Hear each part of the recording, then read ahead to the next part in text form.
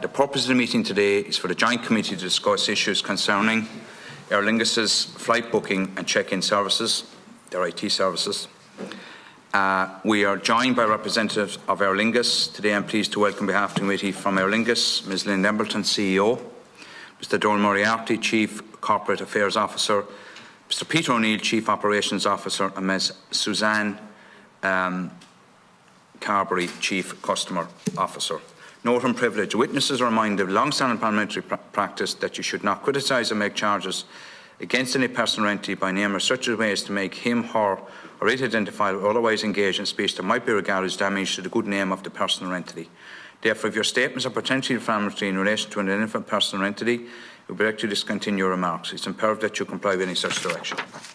Members are reminded of the long-standing parliamentary practice to the effect that they should not comment on, criticise or make charges against a person outside the Houses or an official either by name or in such a way as to make him or her identifiable. I would like to remind members of the constitutional requirements that members must be physically present within the confines of the Leinster House complex in order to participate in public meetings. Reluctantly, I will not permit to partake where they are not adhering to this constitutional requirement.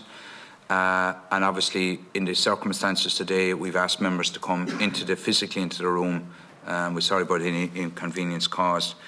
If the system comes properly back, any member who attempts to participate from outside the precincts will be reluctantly asked to leave the meeting. In this regard, I would ask any members partaking via that prior to making the contribution to meet that you confirm to underground Leinster House campus. That doesn't apply currently because it's something we have to overcome to enable the meeting to proceed. But if the system comes back, that members would make us aware if they're coming from MS Teams within the precincts of Leinster House. If attending the committee room, you are asked to exercise personal responsibility to protect yourself and others from the risk of contracting COVID-19. Ms Embleton, as I say, we've had our own IT failures today. Hopefully they're temporary in nature. So in that spirit, I'd ask you to make your opening statement on behalf of Aer Lingus.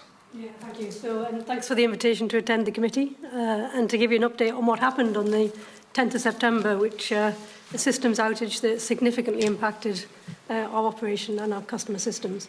But at the outset, I just want to say how major IT issues causing significant disruption have not been typical in Aer Lingus. This was truly exceptional. We've had very few customer-facing outages over the last 5 years and nothing on the scale of what was experienced on the 10th of September. But we did face significant issues on that day. For almost 10 hours, we had no access to our core operational and customer systems. Now, what this meant was we couldn't check in, we couldn't board customers, we couldn't get access to flight information, we couldn't get access to customer bookings data, and we couldn't get access to customer contact information. So this meant we had very limited ability to communicate with our customers and, of course, to provide the service and the information that we know they needed on that day. So what caused the issue that weekend? We have a contract with a leading cloud services provider to host the network and the infrastructure behind our core operational and customer system. Their internet service provider in the UK had a major failure on that day. Early Saturday morning, there was unrelated construction works which damaged a fibre optic cable, and that cable would provide connection to our systems. The cable wasn't repaired until 5:30 in the afternoon. It was a damage that occurred just after 8 o'clock in the morning, and it wasn't until 5:30 in the afternoon that our systems began to come back online. Now, the key question that we asked our supplier is what happened to the backup, which should have kicked in and should have supported our systems and avoided the impact that we saw.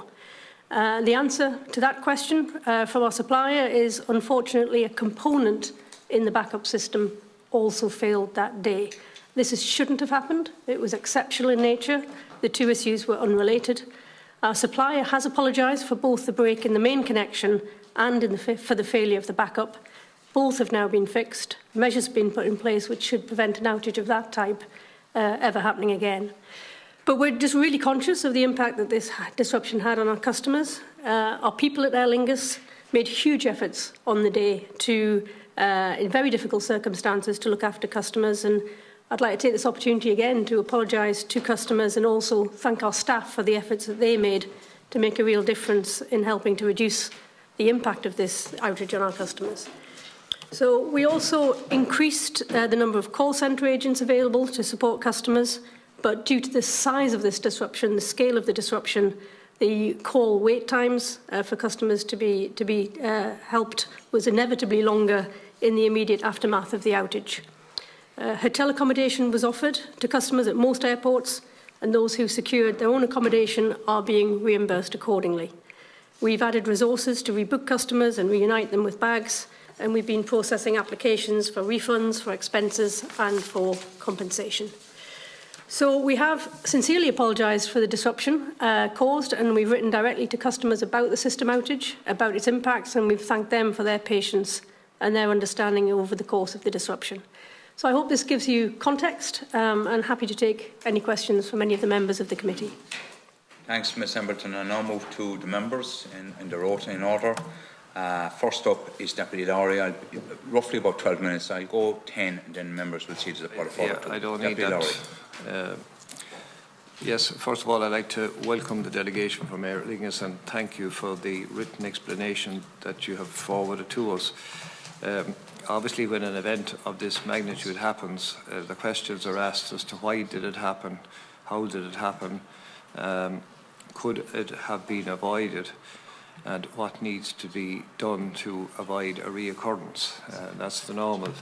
But what stands out about this, I thought, was that Oireachtas and all airlines are so reliant on technology. You know, you need technology for booking, for boarding cards, for baggage. Everything is relied on technology.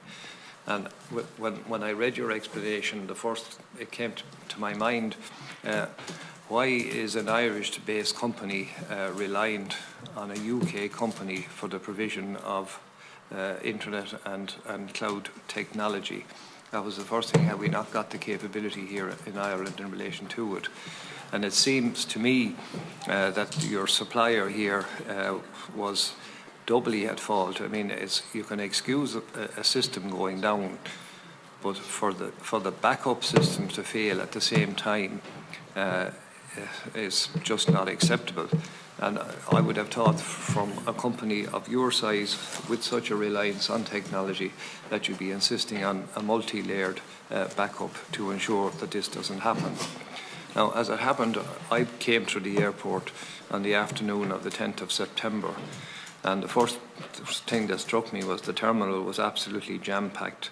But as I went outside, I have to say I was simply gobsmacked to see the mass of people that were spread everywhere, all across the concourse. There was a queue back nearly as far as the Radisson Hotel as you come in. It was really an incredible sight. So, you know, the trail of people reaching all over the perimeter of the concourse. But the people were calling me and asking me what was happening. Now, I didn't know what was after happening, but what was the standout thing to me on that day was that nobody seemed to know what was happening. You had stewards out there, but they didn't have any information. And people hadn't a clue what was going on. They had no idea what had gone wrong, or they had no idea when it was going to be fixed or sorted, or were people going to get through the airport at all on that day. So people at that stage, because of the lack of communication, they were angry, they were frustrated, they were tired, and even some of them were hungry because they had been there all morning, since early morning. They couldn't get into the terminal. And so generally it was the communications at first, from what I can gather listening to people, were at zero. Then there was limited engagement, and eventually your customers got the disturbing news through the national media that all flights had been cancelled. So from the perspective of Oireachtas, I would say you could call it nothing short of a PR disaster. And it is costly in terms of the reputational damage that has been done at home and abroad. And, you know, here my concern today is for the people who have been affected by it, the disruptions to people's travel plans, which had enormous consequences for deadlines that were to be met, reunions and families, occasions that were spoilt, baggage gone missing, hotel accommodation. When people tried to get a hotel accommodation, the city was very busy. It was nearly impossible to get accommodation. And then when people went to rebook, it took days upon days and even weeks at some stages for rebookings to be organised. So your response to the booking was sluggish, to say the least. So overall, for the people involved that day, it was a nightmare experience that they were caught up in, and it was literally a shambles from the perspective of Aer Lingus. So I just asked today how many people were actually affected, how many people were impacted, why did it take so long to react to the problem, and what is the estimated cost in terms of compensatory payments? Has that been concluded, or are there still outstanding issues to be dealt with from the perspective of the consumer? Let me start with those, and then I'll ask Donald to come in on the hosting of the IT services, and Suzanne, if you can come in on the refunds. But the experience that you described there about what it was like on that Saturday, I absolutely recognise. There were thousands of customers impacted where we simply couldn't process them, we couldn't move them, we couldn't depart flights, and there were thousands of customers caught up in that, both outside the terminal, inside the terminal, and airside as well, where people who had gone through the system and then we couldn't depart them. So the scale of the disruption was phenomenal, and this is why we're saying this is a really exceptional event. What I also recognise in what you say is the information about when would it be fixed and when could flights depart. We felt the same. We didn't know when it was fixed. We were in constant contact with our IT provider to understand what the issue was, how quickly it could be resolved. And throughout the day, we were having moving updates as to when we may get the systems back up and running. But until we had the systems back, we were unable to give any real certainty. But what did become clear is we were needing to cancel flights in the afternoon because we physically wouldn't be able, even if the systems came back, to get all of a day's flights up in the air in that time. So it was undoubtedly a really difficult day for customers, and again, I say for our staff as well. It was an uncomfortable day all round. To your questions about why this happened from an IT perspective, should it have happened? It shouldn't have happened. And indeed, the contract we have with our supplier was for this not to happen, for there to be a robust backup solution. We have 2 incidences of our system and 2 pathways to those to give us resilience. So it shouldn't have happened. As you alluded, there's one was a damage to a cable by a company who was operating in the area, and the other was a card failure in the backup system, which was a failure that they hadn't seen in 4,000 incidences of using that card. So the 2 things coming together was just highly unusual. Donald, you want to comment on the IT setup and the supplies we have in place? Just to your question on Deputy on the location of the services in the UK. We locate our cloud data centres in accordance with best practice for the particular IT system in question, so the particular IT system that's supported. So the recognised best practice across the industry, and it's Aer Lingus' strategy to migrate systems systems hosting to cloud data centres in order to improve performance, stability, security and sustainability. So they're the 4 things that are generally improved by that. The best practice location for hosting of the Aer Lingus reservation system is in the UK. The expertise to cloud host this system isn't currently available in Ireland, so the UK is the best location. Having said that, we host many other applications and systems in cloud data centres in multiple locations, including in Ireland, just not this particular system.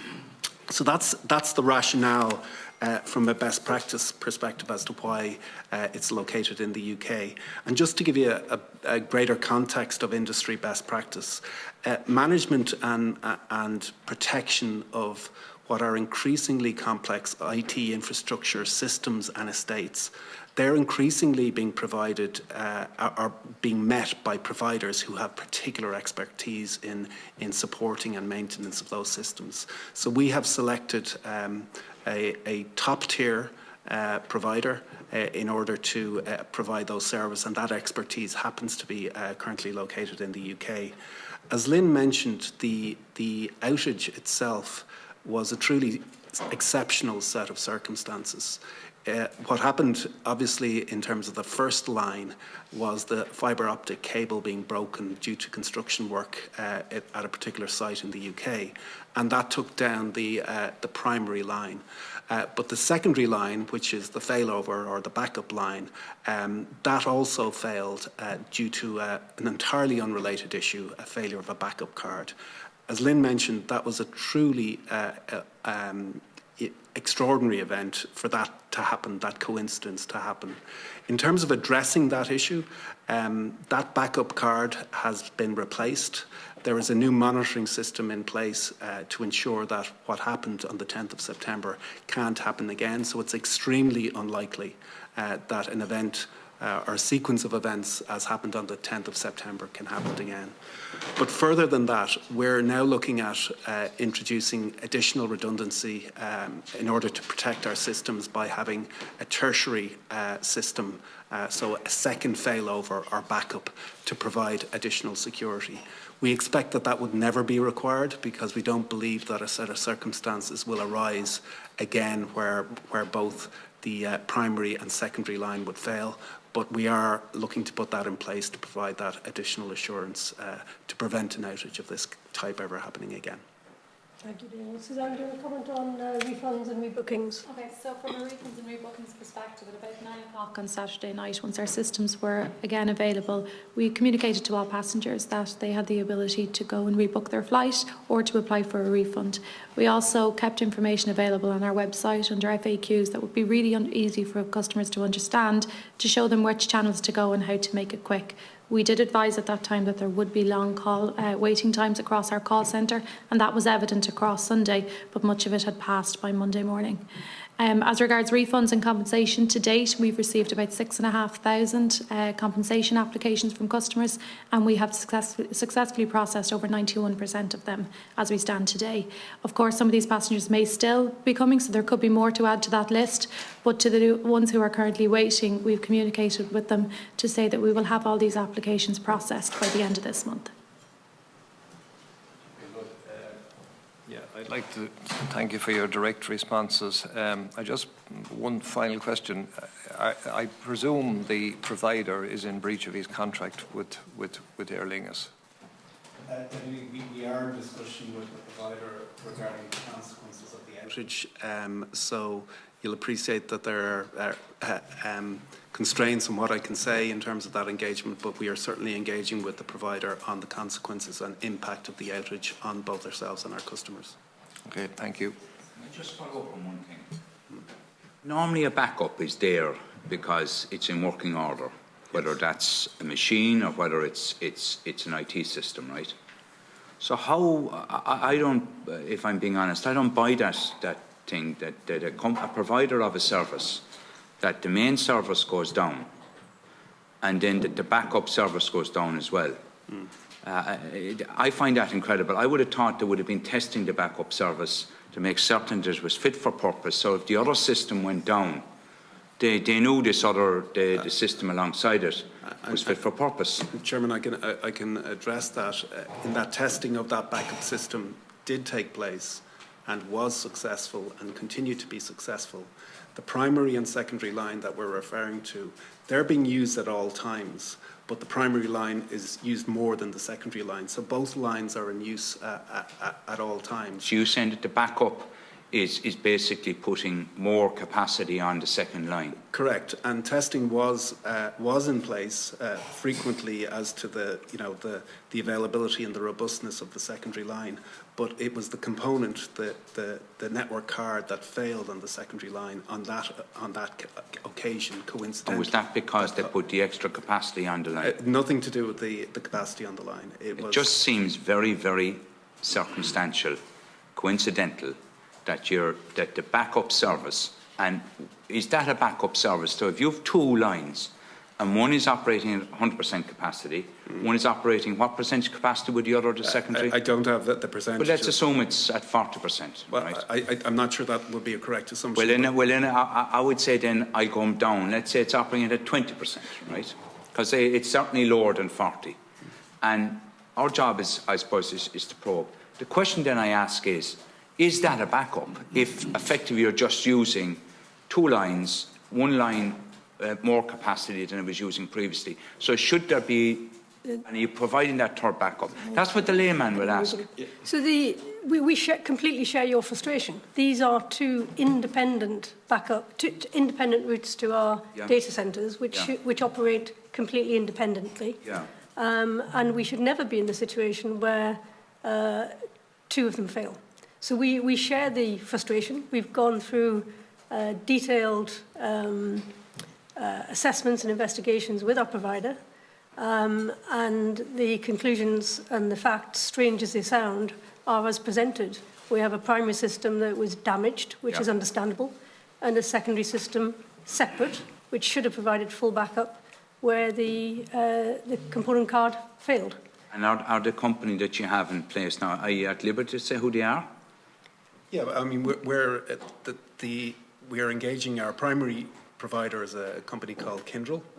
They're a spin-off of IBM. They're a top-tier, reputable provider. And, do you have the contract with IBM in Dublin or the UK? We don't have a contract with IBM, just to be clear, the contract is with Kyndryl. Where are they based? They're a US-based company. So it's a US company? US headquartered company, yeah. Why is it a US company?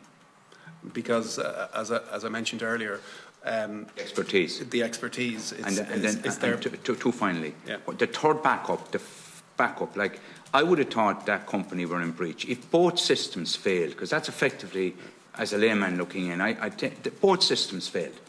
And they didn't have a backup system to deal with failure in both systems.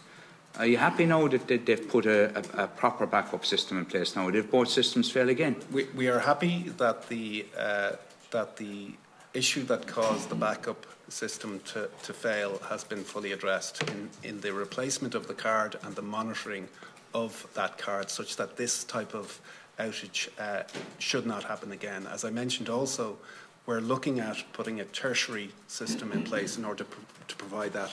And have you sought an independent review of the Kyndryl's system, operating system for Aer Lingus? Chairman, we're in ongoing discussion with our providers regarding the consequences and the impact of the outage on both us as an airline and on our customers. You'll appreciate that some of that, as I mentioned to Deputy Larry, is quite sensitive at this time, but we are in ongoing discussions with them about those issues. And then just finally, how many people in total were affected by the flights? How many in total? Over 30,000 people on the day were impacted by flights. 20,000 of them were on delayed flights. So they did still travel. That's it was just later than planned. 10,000 were on cancelled flights. 6.5 have come to you? So no, a portion of them have come to us for refunds, but actually the vast majority of them were reaccommodated on services over the next 72 hours. And how many at this moment in time, numerically, how many people have you still remaining to be looked after? To be looked after, all that remains is what is standing on our refund queue, which is about 700. Okay. Next go to Deputy Crowe. Thanks, Chairman. So a number of questions to put, and if I might put them quickly, if you're able to answer quickly, I'd be very grateful. Just want to know, it wasn't a problem of your making, and there was no data breach that we know of, but can customers be assured as the systems rebooted and as everything got restored to normality, were there any losses of data, any data breaches? Are there any GDPR issues that people should be aware of? No, none. Oh, good to hear. Good to hear. Deputy Michael Lowry honed in on the fact that this IT system is UK based. Just want to ask on that. Of course, Aer Lingus are headquartered in Dublin, but there are very often questions we get about where the heart of the airline and where the real management of it lies. Could I just ask, now that we know that the IT system is UK based, could I just ask yourselves, are all 4 of you based in Dublin, or are you based at Hammondsworth in London or in Madrid? outside of Dublin? It's just a question I have. Our place of work of all 4 of us is Dublin. Good to hear. Can I next ask, the call centre that operated throughout this fiasco crisis, is that a Dublin or Irish-based call centre, or is it internationally based? We're an internationally based call centre with agents available in Dublin. Okay. Where's the call centre based? We use a number of locations. They're all Aer Lingus related, but we have call centres in the Philippines, we have call centres in Bulgaria, we have call centres across the States, and we have a base here in Dublin as well. Okay. I'm glad to hear there's a Dublin base, but look, I know you've got to outsource a lot of this. You can't have everything happening under the roof in Dublin. But I do think, and I think anyone who has ever had to phone a customer care line, certainly in Ireland, they appreciate when the call centre is locally based and they can get into the mechanics of talking about their locally booked flight, etc. So it would be great if more of that operation, I think, could be here on the home front. I think it would be welcome for everyone. Now that we're pretty much emerged from COVID, although Minister Donnelly and his staff might tell us we're still in the pandemic. But now that the aviation sector has emerged from COVID, have you any intentions as an airline to start recruiting more people, or perhaps even reopening, re-establishing your base at Shannon Airport?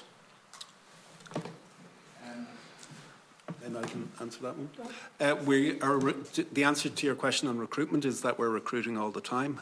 We're recruiting across the business, particularly, I suppose, in the area of ground handling and cabin crew, and we're commencing training courses around that. We've also got various apprentice programs underway, so we're recruiting across our M&E organisation as well.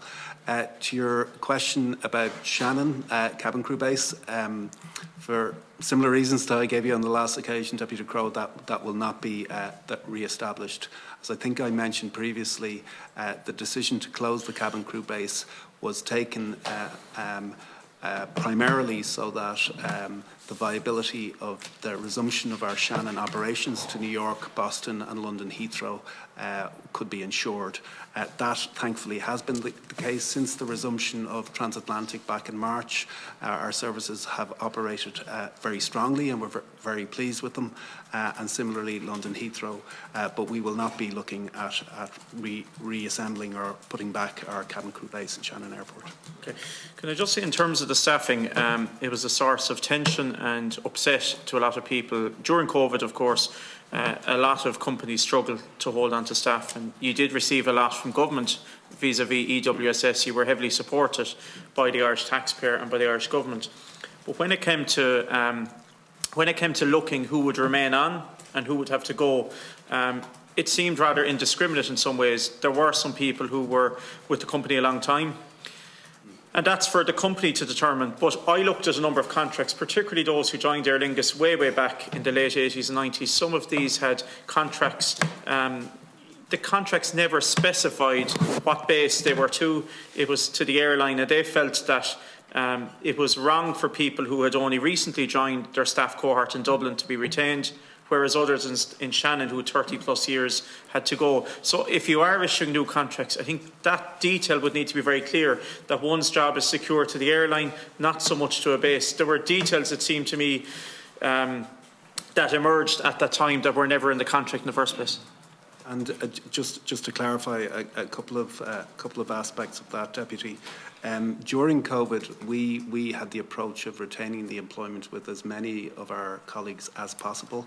In fact, less than 200 people left the business on voluntary severance during COVID, so quite a small number of people.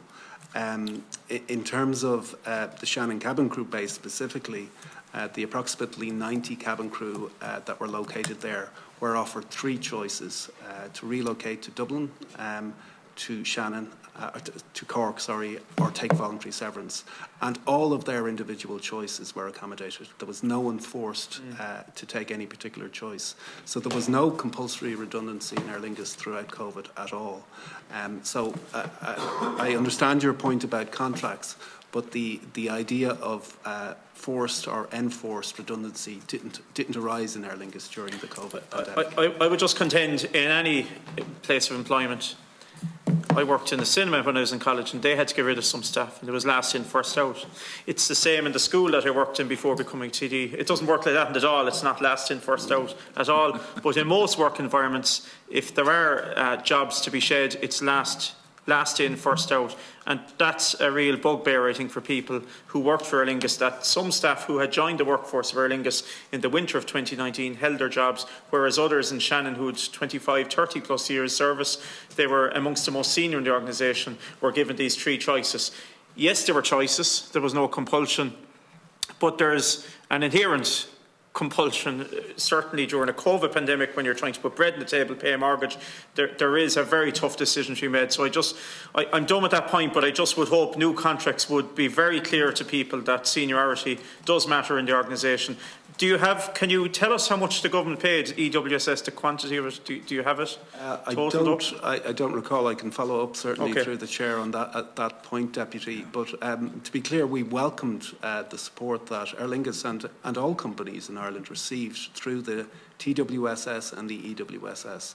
And certainly in Aer Lingus, we used that in order to, as I say, maintain the relationship with as many employees as possible, in order to be ready for the recovery when it came. That recovery came later than we hoped, but it did position us well to have the right resources in place to deliver a very strong schedule and operation over the course of 2022, and we are grateful for that.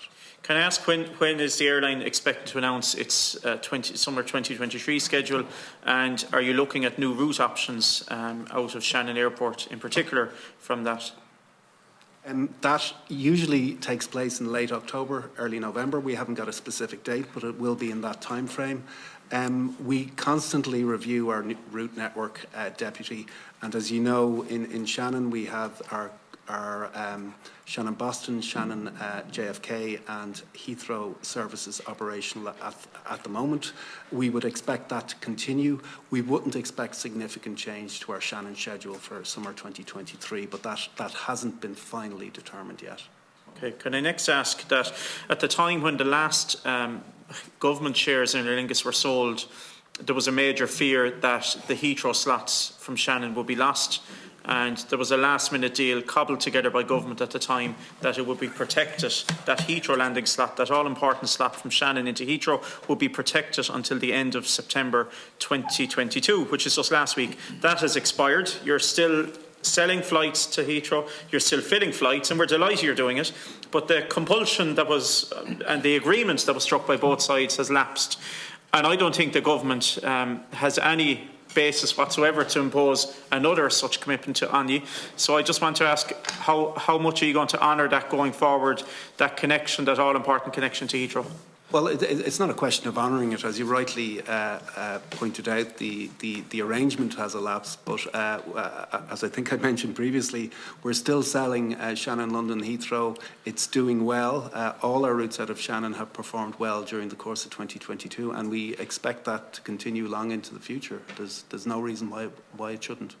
And my very last question, Chairman, is there is currently a public service application made by the Shannon Group to government. So currently it's being considered by the Department of Transport to have a PSO route from Shannon into Amsterdam Schiphol.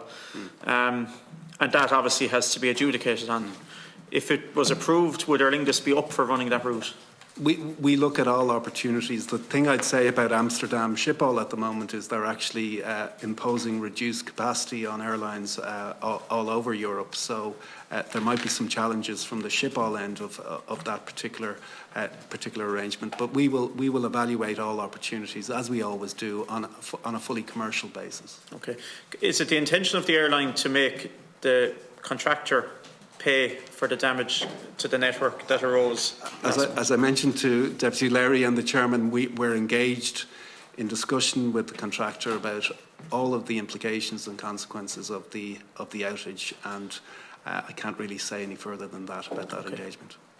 Thank you, and we look forward to your 23 routes being announced. If I can just go back to your original question around, we are recruiting. We're recruiting pilots as well, and we've taken delivery of new aircraft just in the last 2 weeks. So we're very much. Where will they be based? May I ask? They are based in Dublin, but we're looking to to add new routes and to grow, and the airline is back on a growth trajectory now. Was any of the Aer Lingus, the money Aer Lingus received for government used to set up the Manchester base? No. No, all used on your Irish workforce. Indeed. And your Irish bases? Yep. Okay, thank you very much. I'll move to Deputy Joe Carey. Thanks very much, Chairman. Thanks, witnesses, for coming for us today. Notwithstanding the unprecedented nature of what happened on the 10th of September, it's another fine mess that Aer Lingus have been associated with, and it comes on the back of flights being cancelled, particularly throughout the summer months. And I just noted that other airlines weren't impacted upon to the same degree as Aer Lingus. And really on that basis, what assurances can you give customers that a similar occurrence will happen again? What measures have you put in place to ensure that your IT system doesn't let you down again? Well, I think Donald's already explained the changes that have been made by Kyndryl since the outage that we had, and also that we're looking to put a tertiary link in. So that should be dealing with the combination of events that we saw last time. But I'd like to go to your comment on the summer. And actually, if you take a look at what's happened across not only European aviation, but you look across in the US as well, the entire European system, the entire US system, has really struggled this year. In fact, one of the CEOs of one of the European airlines was saying yesterday the system has just about survived the summer. Now, in that context, if you look more broadly, Aer Lingus has actually fared really well this summer. At the peak of our cancellations, when we last spoke to you, we were cancelling almost 2% of our schedule, but that was for a short period of time linked to a wave of COVID. Beyond that period, actually, our cancellation rate is significantly ahead of most of the European carriers, and our punctuality has been ahead of most of the European carriers, and indeed ahead of Ryanair here in Dublin. So if you take a broader context, Aer Lingus has actually performed well over the summer relative to what was happening with other airlines and what was happening in the system as a whole. That's your view, Ms. Hamilton. That's the data is showing us that. I mean, I've experienced it myself. People who I've travelled with as well have experienced flights being cancelled at very short notice by Aer Lingus consistently, and this was followed up upon by the 10th of September, that whole debacle happening. And just really, I'm asking that question again, what assurances can you give passengers that this will not happen again? And you say that there's a main primary contractor that you've engaged. For the backup services, was that a different contractor? Was it the same contractor? It was the same supplier, and they are obliged to provide us with a fully resilient service. Okay. So, what have you done differently to make sure that this won't happen again? Deputy, what we've done is that we've fixed the issue with the secondary line, so that network card issue that caused the problem in the backup system has been corrected. A new monitoring system has been put in place to ensure that the same error in the network card cannot reoccur. The testing that I spoke to the chairman about is ongoing, and then finally we're looking to put in place a tertiary system to provide additional redundancy and an additional backup. And just to give context, that sequence of protections is actually in excess of what's required from a best practice perspective, but we feel that that's appropriate to put in place. Okay. So just in relation to Shannon, is there any circumstances under which you would re-examine the reopening of the cabin crew base in Shannon? No, Deputy. That is a decision that was taken during the course of the pandemic, and the primary motivation for taking that decision was to ensure our ability to resume our operations in Shannon Airport on a viable and commercial basis. So we did resume our services to New York and Boston and London Heathrow in October of 2021 for London Heathrow, and of March of this year on the transatlantic. That decision has been successful, but its success is built primarily and significantly on the fact that we had to close the cabin crew base in order to make it viable. So it wouldn't be in our interests, it wouldn't be in the company's interests. I don't think it would be in the Midwest's interest for us to resume a cabin crew base in Shannon Airport. A really important service is the Heathrow service to Shannon, to the Midwest. Provides that vital connectivity. We used to have 3 flights. That's only 2 and has been for some time. Can you confirm that that third Heathrow service will be restored at the end of October? So I think it's been a mix of 3 times daily and 2 times daily over the course of the year is my understanding. As I say, we haven't launched or announced our summer service for next year, but our services out of Shannon for the winter period, for winter 22-23, will be as they are now. And so are you saying you're going to do that third flight? No, I think there's a mix of twice and 3 times daily, depending upon the day of the week, and I think that will continue over the winter period. Suzanne? Yeah, that's what, so we're predominantly 3 days a week. It does drop to 2, and this is all driven by essentially demand. So where demand will increase, schedules will increase upon them. But at the moment, it's about maximising the opportunity. So three for the moment. Okay. Prior to COVID, there were plans in place to have a Barcelona and Paris Charles de Gaulle out of Shannon as well. Are you going to revisit those? Well, I think just touching upon the answer to a similar question when we were in 8 weeks ago or so, our short-haul fleet is reduced since 2019. So we had 37 short-haul aircraft in 2019. For the course of this summer, we had 31 short-haul aircraft. We've just added 2 more, as Lynn mentioned, 2 A320neo aircraft based in Dublin. But we're still down 4 short-haul aircraft versus 2019, and that is one of the impacts of the pandemic that it's had on our business. So there is significant competition for the deployment of those aircraft, and we will deploy them to their commercial strength and where they best fit. I don't believe, although it hasn't been announced, I don't believe that our summer schedule for 2023 will include the services that we had previously announced. I don't believe that our summer schedule out of Shannon Airport for 2023 will include those services that we had previously announced to Paris and Barcelona, but we never had an opportunity to commence. And have you looked at maybe the United States? You were saying the services out of Shannon are performing really well. You're really happy with those. Yeah. Have you looked at expanding them to the likes of Chicago, Washington? I think the traditional routes of JFK and Boston are strong out of Shannon. We don't believe that there are opportunities for other routes out of Shannon on the Atlantic. Okay, and just in relation to PSO and government are considering an application from the Shannon Airport Group around that to connectivity to European hub. Schiphol is mentioned. Do you have contracts in other European countries operating PSOs that you operate on? No, Aer Lingus mainline doesn't operate PSO.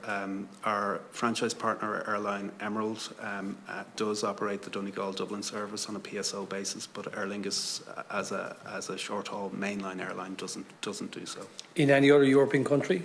No, not at this point. Okay. Thanks very much, Chairman.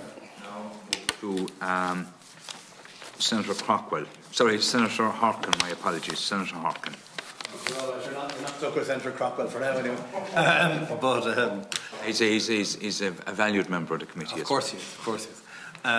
Just quite a lot of the points that I had on my list of points to ask have been asked. But I suppose I'm still struck by the fact that, you know, the airline industry is probably, of all industries in the world, the one that has the most amount of fail-safe procedures, backup procedures.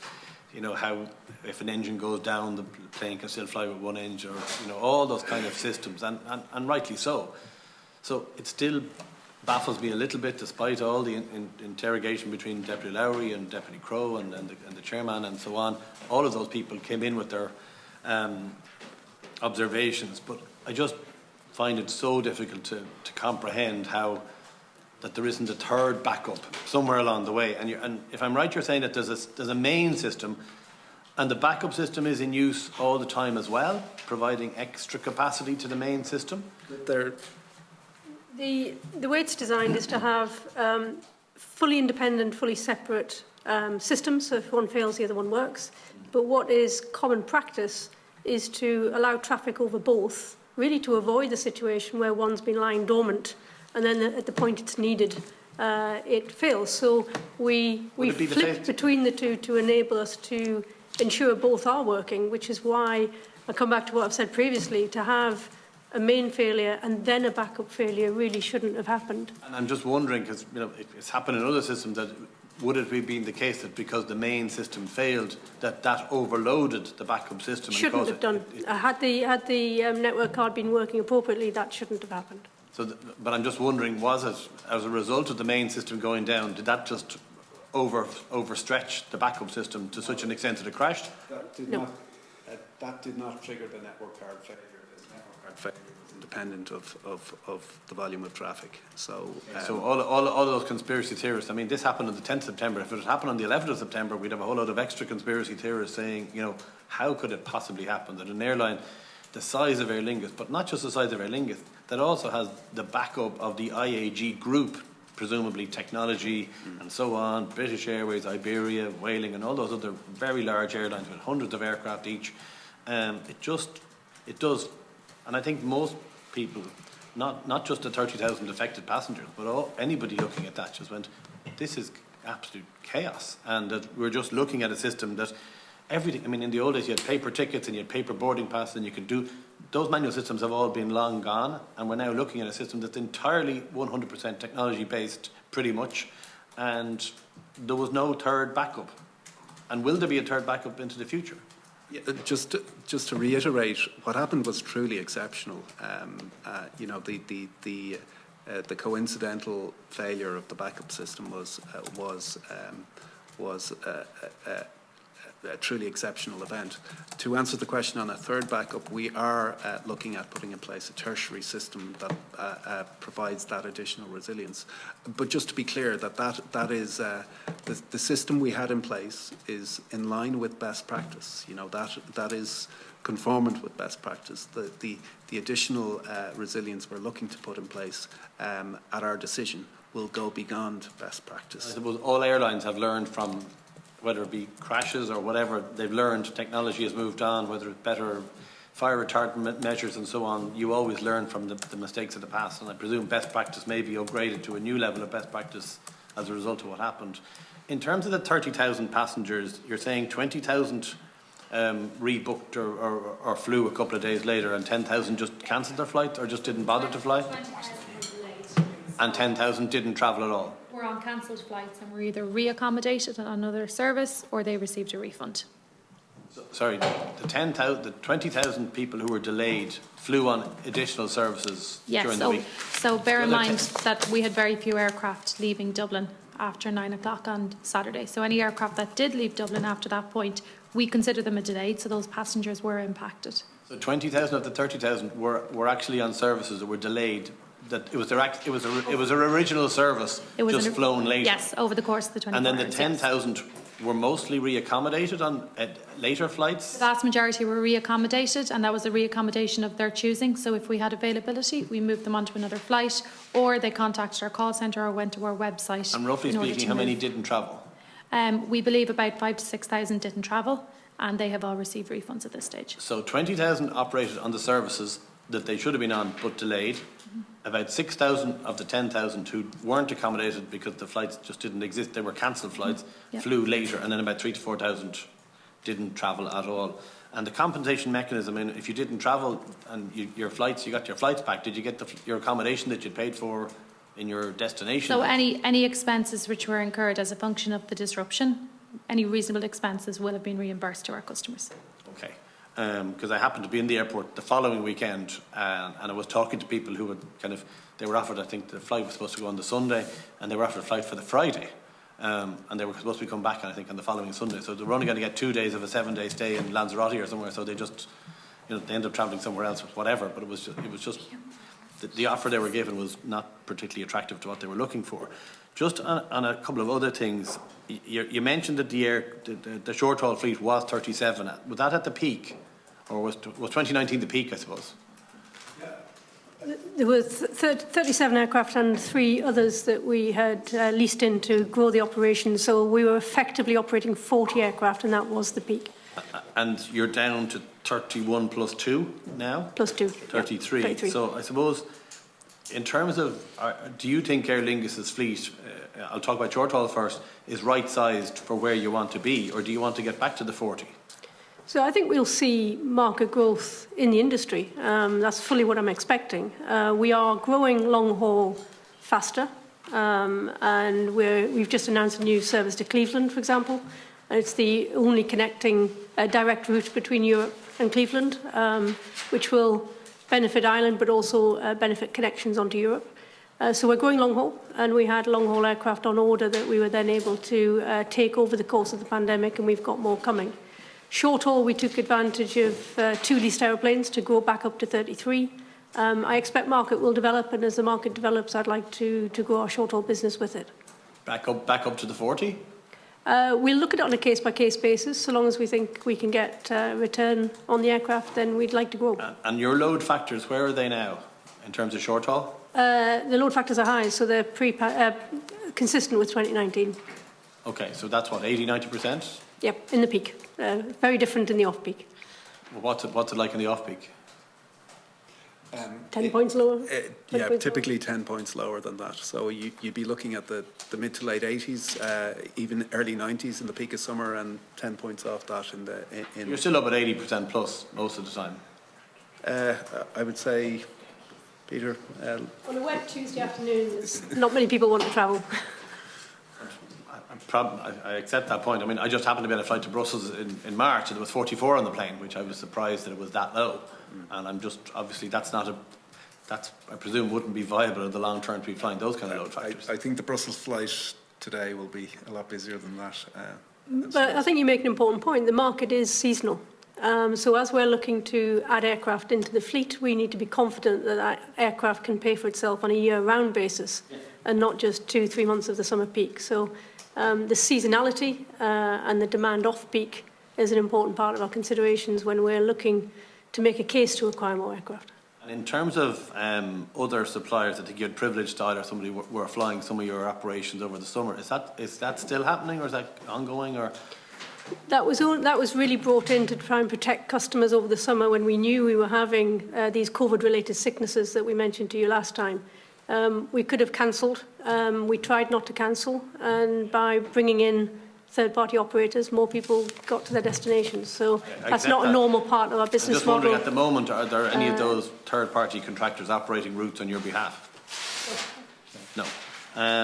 I saw something on Twitter now. I'm not the biggest fan of everything on Twitter, but I saw people complaining about that there were some people using their long haul, their ex-Qatar aircraft, their ex-Qatar Airways, who are now operated by Aer Lingus, but that the IT service, the in-flight entertainment service, doesn't seem to be working. Is that? Yeah, so I'll ask Suzanne to comment a little. We took 2 aircraft into the fleet before the COVID pandemic, and then didn't have an opportunity to fly them. Those aircraft are now flying. They do happen to be ex-Qatar aircraft. But one of the impacts of the pandemic is the supply chain has struggled. So getting spare parts for those aircraft in terms of IFE has proved to be more of a challenge than we would have been expecting. So Well, we are looking to upgrade the interiors of those aircraft as soon as we can get the spare parts and the components to do that upgrade. And is that a 3-month or 6-month or a year, or what kind of timeline is Latest it? timescales? Latest timescales could be up to 12 months because of supply chain challenges. So if it was our choice, we'd have them done tomorrow. I accept that. It's just obviously it's disappointing if you're on a plane and you're expecting a certain level of standard, and all of a sudden you end up on a different aircraft. You can get lucky and get the one that does have it, but equally you're unlucky and presumably the price is the same. You're not paying any less because you're on these particular aircraft, but you're not getting probably what you would have expected. You're not getting what you might have expected, but what we do is have proper service recovery after these aircraft. So we try to communicate with passengers so that they're aware of the differences. And while there is IFE challenges on those aircraft, not every set of IFE is unavailable. So sorry, the in-flight entertainment. So it is only certain seats on the aircraft that are challenged as opposed to the full aircraft. So what we do is try and deal with them on a case-by-case basis. So it's not all the seats? It's No. So a lot of the aircraft is absolutely fine. Some of the IFE sets are challenged by these supply chain issues and replacements. In terms of the 10th September thing, have you estimated a cost in terms of all the delays, all this extra staff costs, all the rescheduling of passengers, all the refunds, all the costs that are, people are entitled to get back? What's the cost to the airline of all that? We're obviously looking at the overall cost, but for the reasons I outlined to the chairman earlier, we will be engaging and are engaging with the providers on the impacts. So that's not something that we can particularly discuss. I take the point. I understand that. And in terms of IT, does IAG Group help you with IT, or do you roll independently of them? No, Aer Lingus Technologies is fully integrated with IAG, and they provide huge support to Aer Lingus in terms of services and infrastructure, and we work very, very closely and very well with them as an organisation. Okay, and then just finally, I suppose, just in terms of all the issues we had with baggage handling earlier in the year, and I accept that you weren't the worst of what was happening, but there were certainly problems with Aer Lingus. Where are we now with the baggage situation that was there from the summer? Yeah, pleased to report we're in a lot better position than early in the summer. So the current number of bags that we would have on hand is down into about just over 100 bags currently. We'd have a number of tagless bags there that have landed on us in Terminal 2 that we're in the business of trying to reassociate with customers, which is the difficult piece that I referred to at the last session. This is where we enter information about that bag, particularly, particular characteristics that might help identify it into a system that all airlines tap into. But that requires a match at the other end. So there's a little bit of catch-up still in the industry to happen there. But even though we will compensate customers at 21 days, which is the industry standard, we will continue to try and repatriate those bags. And the ongoing problems, I mean, you have this 100 bags, they're presumably long-term bags, but on a daily basis, are you still finding lots of bags having problems with plane? The plane arrives today, the bags arrive tomorrow. Yeah. Is there much of that now? No, it has eased considerably. So a lot of the pressures that we saw, particularly across the network airports, Frankfurt, Amsterdam is still problematic, have eased considerably. And we have had sent members of our teams out to these airports to check in with them to see are there any Aer Lingus bags associated with there. Very small numbers, as in less than 10. In those cases. And then just the last point is just in terms of fuel and the cost of fuel as a result of we're all paying more for fuel. How are you pitched in terms of hedged or so on in terms of the future, and are we going to see increases in prices because of the increase in fuel charges generally? Yeah, well, we are hedged in line with our group policy. It's not only fuel price, of course, it's exchange rate as well, which is hurting. So this is a huge cost that's the industry is facing now that we wouldn't have predicted at the beginning of the year. Ultimately, when input costs go up, they will get passed on to customers. We are hedged partially, but eventually those hedges unwind and the costs are... And would you see ticket prices going up 5%, 10%? I wouldn't like to comment now on our sort of pricing policy, but we would expect to, eventually would expect the whole industry to want to recover the costs of operation in the ticket prices, and I think every airline would be taking we'll be looking at it through a similar lens. Okay, look, well, thank you for coming in today, and thank you for your answers, and they've been reasonably candid, and just hopefully that you'll have the backups in future, that whatever happened on 10th September will never happen again. Thanks very much. Thanks, Chairman. Thank you. Thank you for coming in today to discuss the events of the 10th of September, which I think bookended what has been a kind of torrid year for Irish aviation in terms of the customer experience, at least. And I think I think of one of the people who was impacted on the day was Carol, who works with me in the office, and for someone who's done so much for so many over the summer to get them on flights and holidays with passport queries and all the rest, she was one of the many caught up on the day. But look, it was just an awful day, and thank you for your explanation and your answers thus far. Can I just ask, how many people are directly employed by Aer Lingus in cybersecurity, in the cybersecurity side of your IT, or is that totally done with the IAG parent group? So cyber, we engage in experts. Cyber's moving all the time. Yeah, indeed. And we need to use the expertise of cyber experts. So we have the group takes a look at cyber. We engage as part of that, but we're absolutely using leading edge providers to help us with cybersecurity. Through IAG or through Aer Lingus itself? IAG are coordinating all of the cyber expertise across the group, and then we tap into that. Okay, so would the expertise that you would have engaged, they would be the ones that would have recommended the best practice of what existed in terms of the primary cloud backup with the backup line that ultimately failed, that which you consider best practice at the time? And this wasn't a cyber issue. It was a network issue. Yeah, a network issue, but it would be the cyber team or the cyber advice within the organisation would presumably advise what the best way for your backup data to be held, for it to be stored, and for it to be secure. I mean, that's how organisations would run. The system providers will work with our system providers to look at what is the most resilient setup for our core systems. Cyber then sits above this, which looks at all of our systems and looks to ensure that we've got the monitoring and the protection in place. So they are actually two different things within the But one of the points in terms of resilience and one of the key discussions in the area of cyber at the moment is dual site backups for the cloud system. So what I've taken from your initial answers and your statement is that the cloud was located in one site, albeit with a backup system.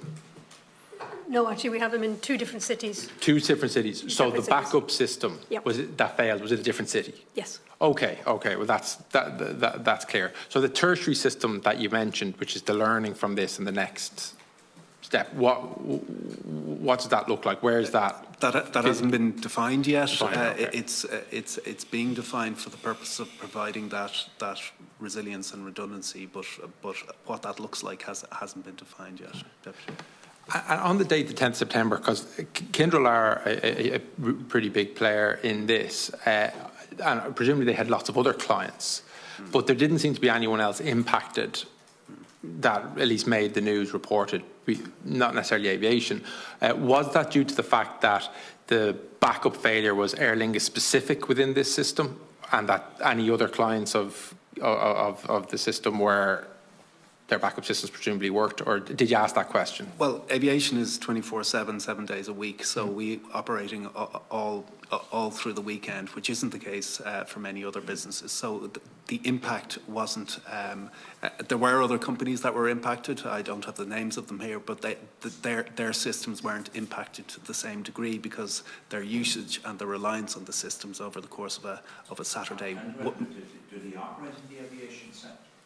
I don't believe so. So you're the only client that they have. That's an airline. This is we're talking about the physical break in the fibre optic cable here, and what was impacted by that. So I don't know what the names of the other companies that were impacted were, but it's not a. And the two sites that you mentioned, the primary cable, where's that site going to?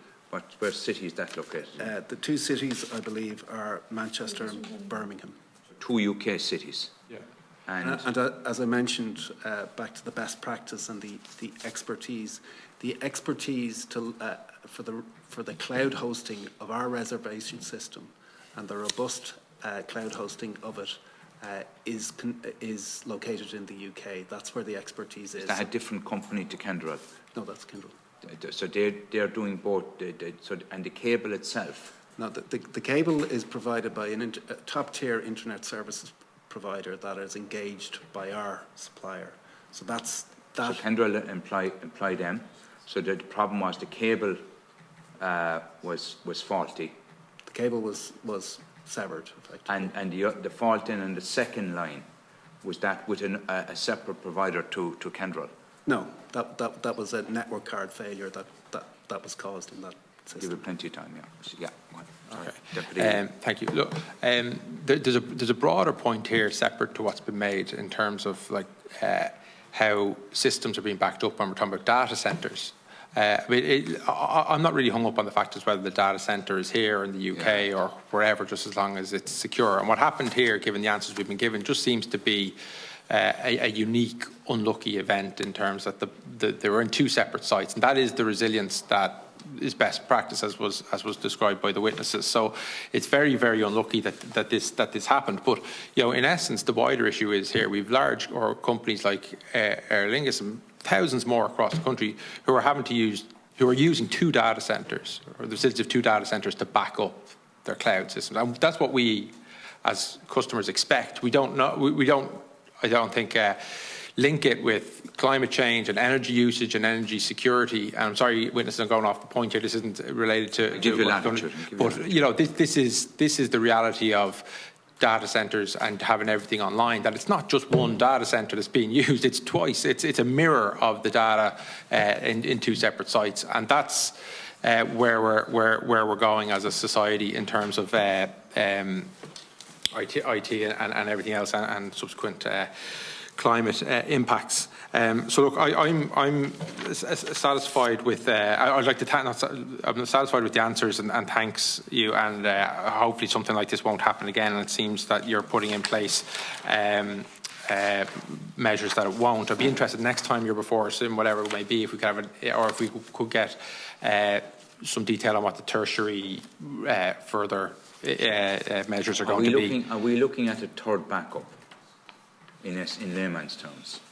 We're looking at a tertiary system that provides that additional backup.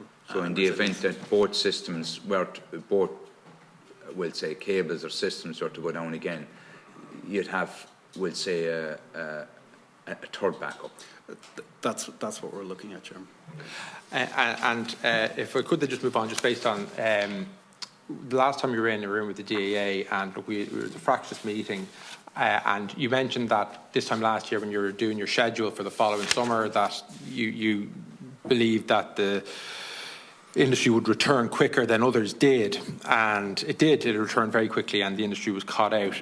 How has your relationship with the DAA been in the last number of weeks and months in terms of operations in Dublin Airport? Obviously, what happened on the 10th of September in terms of making sure that people were communicated with on outside and outside the terminal building, that would have been a cooperative between the DAA and Aer Lingus. But how is the relationship between your two companies at the moment? And would you admit that it has been difficult over COVID and coming out of COVID?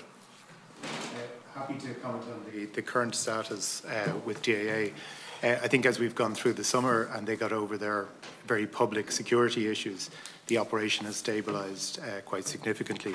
And I'd like to publicly acknowledge the support from DAA on the day, on the 10th of September, because we had fantastic support from their teams on the ground in helping us manage the situation as it developed. Again, we're in constant dialogue with DAA. There were the usual pressure points with a busy airport and the infrastructure. While we welcome the new runway coming online, there are congestion points around piers, taxiways, and that's an ongoing dialogue with DAA around how we maximise that and ensure Dublin remains competitive and functioning for all the users. And Deputy, just to add to that, we're currently going through a regulatory process with the Commission for Aviation Regulation, where the airport presents its view in terms of airport charges and pricing, along with infrastructure, to the regulator. All industry participants, airlines, participate in that process, and that process does lead to, I suppose, a reasonably robust exchange between the regulator, the airport, and the airlines, and that's to be expected and probably appropriate. In that context, we do have discussions and we do have views on the development of infrastructure at Dublin Airport. The arrival of the opening of the new runway, the northern runway, in August was very welcome, in that it's a key piece of infrastructure for the airport and indeed for the country. But more infrastructure is required. As Peter mentioned, new pier and stands and airport infrastructure is really required to service that new runway. And we have a concern in Aer Lingus that infrastructure isn't planned to be delivered quickly enough. The current capital expenditure programme that the Dublin Airport have sees that infrastructure primarily coming on stream in 2029, 2030, and we believe that's too late. So inevitably, that sort of difference of opinion creates some challenges and tensions, but as Peter said, on an operational level, we work very well with Dublin Airport. They supported us hugely in the context of the 10th of September, and indeed after their own difficulties on the 29th of May, they recovered very strongly over the summer, such that Dublin Airport performed much better than peer airports across Europe during the course of this year. Great. And could I just ask in finality that from the 8th of October, the railway order for Metrolink will be open for submissions from with On Board Planala. And could I ask that Aer Lingus, which is delivering millions of passengers into Dublin and indeed has a huge workforce working at Dublin Airport, that your company would consider making a strong submission in support of the delivery of Metrolink as part of this part of the Metrolink process? Deputy, we're very much involved in IBEX Transport and Infrastructure Council, and we contribute to that, and we'll be making submissions along those lines. Thank you very much. Thank you, Chair. Thanks very much. Now go to Deputy Duncan Smith. Again? Sorry, Deputy Darren O'Rourke, my apologies. Deputy Darren O'Rourke, my apologies. Thanks, Chair, and thanks to the witnesses. Can I just go over those figures again in terms of the numbers of affected? Is it 30,000 and 20,000 were delayed and 10,000 were cancelled, and 6,500 compensation claims and 91% process? Can you just give us those figures again in terms of the 30,000, 20,000 were delayed, so they've been dealt with, right? 10,000 were cancelled, so that's the cohort that you're working your way through. Just the breakdown in terms of those. So of those 11,000 cancelled passengers, some of them were 11,000 or 10,000? So 11,000. Some of them. Maybe a little bit more precise, because we're asking questions that we just want. So how many in total passengers were affected? 22,000. Okay.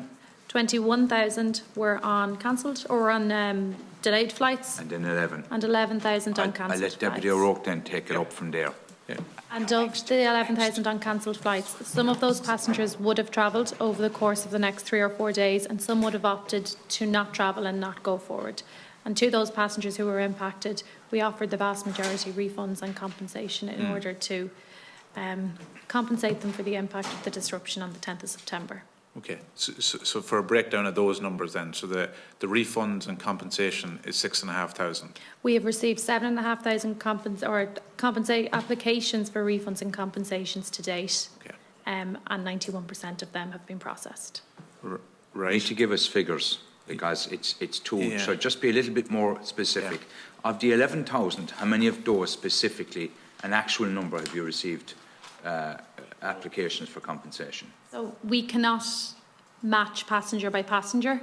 So I know of the passengers who were impacted on cancelled flights, and I know of the passengers who have applied for compensation and refunds. Yeah. And I know of the additional bookings that we took in over the course of the next 3 or 4 days. Break down the 11,000 figure between people.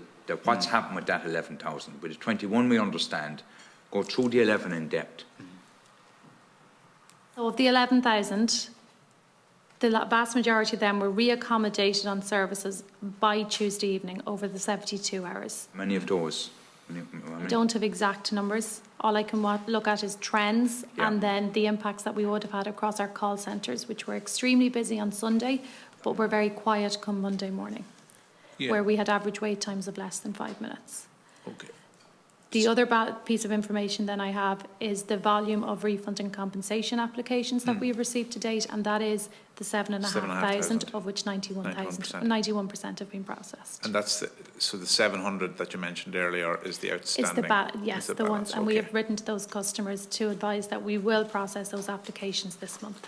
This month, yeah. Yeah, as quickly as possible, but this month at the latest. Yeah, and you're unable to tell whether some people went home and just moved on with their lives. In an environment like ours, it's very difficult to track passengers and understand exactly where they moved. Yeah, but that's fine. And by the end of this month, have you been asked yet? Do you have an indication of the cost of this to yourselves, or? Deputy, it's obviously significant, but to my point earlier, we are engaging with our provider about those impacts. So we can't at this point get into details as on the quantum of the cost to Aer Lingus. Yeah. What should be paid out to date? In terms of refunds and compensation, I don't have that figure, Chairman. And just for a sense, and I appreciate the point, but are you talking about millions or tens of millions or hundreds of millions? Certainly millions, Deputy. Yeah. Okay. Thanks for that, and I think there's been quite a deal of scrutiny and in terms of the systems and the backup systems, and it is just on the point. Like, was it physically construction work, or because obviously we're all very concerned about critical infrastructure in so many areas at this point in time, and whether it be gas pipelines or electricity pipelines. Was it construction work or something else? It was construction work, which was related to a rail tunnel, which is why it took them some time to get on site to repair it. And the construction machinery broke through the casing and then the cable. So it was unrelated construction. Yeah. Okay. Yep. Okay. Thanks for that. I'll move on, if it's all right, just to the broader issue of the recovery of the sector, and maybe just to get your sense of how strongly or otherwise the sector is coming back, and the trajectory into the year ahead. I think one of the times you were in previously, we talked about loading, and can you give us a sense of the recovery of aviation in Ireland? It seems to be strong. Yeah, so if you take an industry level, IATA say full recovery of the industry by 2024. We are seeing, we've had a good summer, and we've seen real demand for travel, particularly leisure travel. I think there is still some question mark over business travel and the volumes of business travel, but leisure travel has been strong over the summer peak, which is exactly what we said we planned for.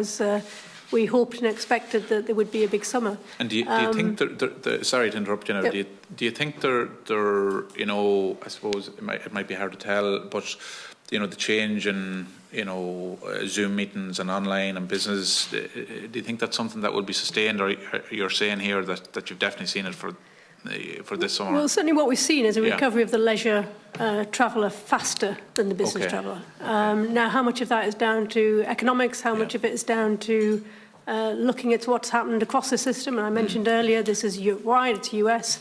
It could be an impediment to short-term trips, and hopefully the industry will settle down again. Could you put a percentage on it? Like, so leisure and trips to visit family and friends is back what percent, and then business is back what percent? I would say leisure is pretty much there from our perspective. And as I say, we're growing, and we'll be growing our long haul in particular. Donald's already explained that our short haul fleet, as a consequence of COVID, is smaller. But we're growing our long haul for next year. And so we certainly see positive trajectory for us. Yeah. And what about business? Would business be back 50% or 60%? Businesses, it's certainly higher than 50%, okay. but it's not back to pre-pandemic levels yet. Okay.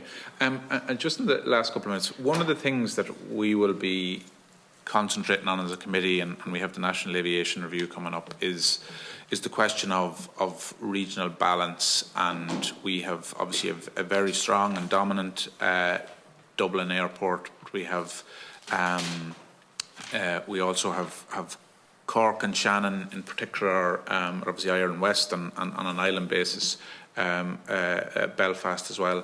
Just the type of considerations that the likes of yourselves factor in when thinking about an airport to go to with a new service or a new route, you know, to inform. Yeah, thanks. Yeah, so there's two components to it. There's what we call the point-to-point demand. That's just local demand from city to city. And when you're away from a hub, it's that size of that point-to-point demand that really determines whether or not a route is going to be viable. And as we said earlier, it needs to be viable on a year-round basis generally if we're going to invest in an aeroplane. What's different in hub economics is you've got the point-to-point market, which might be smaller than a whole aircraft. And as I said, we've just announced Cleveland as a new route. Cleveland in itself, Dublin-Cleveland traffic wouldn't justify a whole aircraft. But we're the only carrier flying between Cleveland and Europe. And therefore, what the hub gives you is that breadth of destinations to take a few passengers from all the different cities. And if you gather them all up, and channel them all onto the long-haul aircraft, you can then sustain a service. So hub dynamics are very different, and this is why you'll always get, and you can see it across global aviation, hubs play a really powerful role in the development of aviation. But that said, there's still then a role for point-to-point direct traffic when the local market justifies it. So we'll look at both, but certainly it's easier to justify expansion from a hub because of this effect of connecting traffic on top of the point-to-point traffic. Okay, so just to add to that, Deputy, we'll fully participate in the National Aviation Policy review and reformulation. But the point that we made earlier about Dublin Airport and the development of infrastructure at Dublin Airport, the hub that Lynn was referring to is really dependent upon that full suite of infrastructure being put in place, not just the runway, but the pier and the stands. And that's what enables the traffic growth. That's what delivers that new route network, not just in Aer Lingus, but through other airlines. And we're certainly reliant upon that for the development of our, growth strategy across the North Atlantic. I think we've shown before that will deliver very strongly from a national economic perspective in terms of the value that's driven to the Irish economy through foreign direct investment and others. But it's really critical that the infrastructure is put in place to support that development and growth. And that's why we'll be emphasising that in the context of the National Aviation Policy, and we're doing so currently in the context of the Commission for Aviation Regulations determination. Okay. And just outside of Dublin, because I take that point, the case for regional and other international airports, I take that point that it's around almost that the demand is there. Is there anything else? It is. Dublin Airport has that hub capability and therefore can attract that traffic that isn't point to point and connects Europe to North America in Aer Lingus' case. But the development of Dublin Airport and its strength, that will accrue benefits to other airports also, Cork, which is obviously in the same group, but also Shannon Airport, in that it allows, from our perspective, to grow our transatlantic services, to grow our business. That adds to the strength of us as an airline, and that's positive in terms of our development of routes across our airports, including Shannon and Cork Airport. Okay, thanks. Now move to Deputy James O'Connor and then Senator Jerry Buttermore. Deputy James O'Connor. Thanks very much, Chairperson. And just from the outset, actually, I wish Ms Embleton the best of luck in your role. I don't think we've met in person since, so I wish you well as the CEO. I flew Aer Lingus in the weekend, actually, and it was very good, as per usual. But I suppose really, I'd like to continue on a couple of issues that were teased out in the last few rounds of questioning. And that's about disruption, potentially in the future, for services in and out of Dublin Airport, which obviously did catastrophic damage to the reputation of the DAA this year, what happened in terms of the rapid return to air travel 2 years ahead or 3 years ahead of what had been forecasted earlier this year, and where that leaves Aer Lingus as well. And you know, there was much reference there by Mr Moriarty about the development of that hub infrastructure, kind of a relative understanding of it. But what kind of concerns me is that if you look at Dublin Airports as it stands, at their 20 levels, they were really close to their maximum operating capacity. And Terminal 1, as far as I'm concerned, is a kip in comparison to many airports that I've used, or any airport terminals that I've used throughout Europe and further afield this summer. It's extremely uncomfortable from a passenger's point of view, and what's even more uncomfortable is the fact that there is no plan by the Dublin Airport Authority to put any investment of note into that in order for it to be a positive passenger experience once you go over to the airside operations. Now, I know Terminal 2 is more of a concern for yourselves, but without referring, if you don't mind, to the aviation policy review that's going on at the moment, because I think that's one of those many instruments of delaying when it comes to investment, I just want to get an idea, brass tacks from Aer Lingus, what do you want in order to grow in the next 5 and 10 years, you know, in order to ensure that the business can grow? I think that's what we need to hear. You know, is it a case of relocating? You know, one example, if you relocated the maintenance hangars in Dublin Airport to Shannon, you provide huge jobs for the West. You could free up all that space on the northern runway for new terminal infrastructure. Would you relocate on bus services to the south of the airfield in Dublin Airport that are currently taking up a lot of potential expansion space for Terminal 2? Can you give us some square answers as what you think could be done there? Because I think that's going to be very helpful from our point of view when we're discussing these issues with government and with the Minister of State with responsibility for aviation. And I think some direct answers there would be greatly helpful.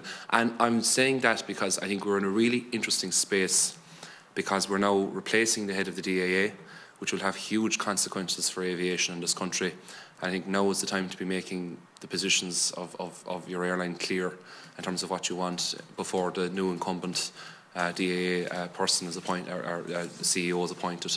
So I might just hand over to Ms Embleton and to your Yeah, colleagues. thank you. And I'll ask Donal or Peter to comment on some of the very specifics that we feel we need around the airport. But firstly, I just want to echo what you said. We want to grow. That requires a functioning airport. A runway is one step, but adding movements to the airport without adding the subsequent infrastructure is just going to make the operational challenges more difficult, not easier.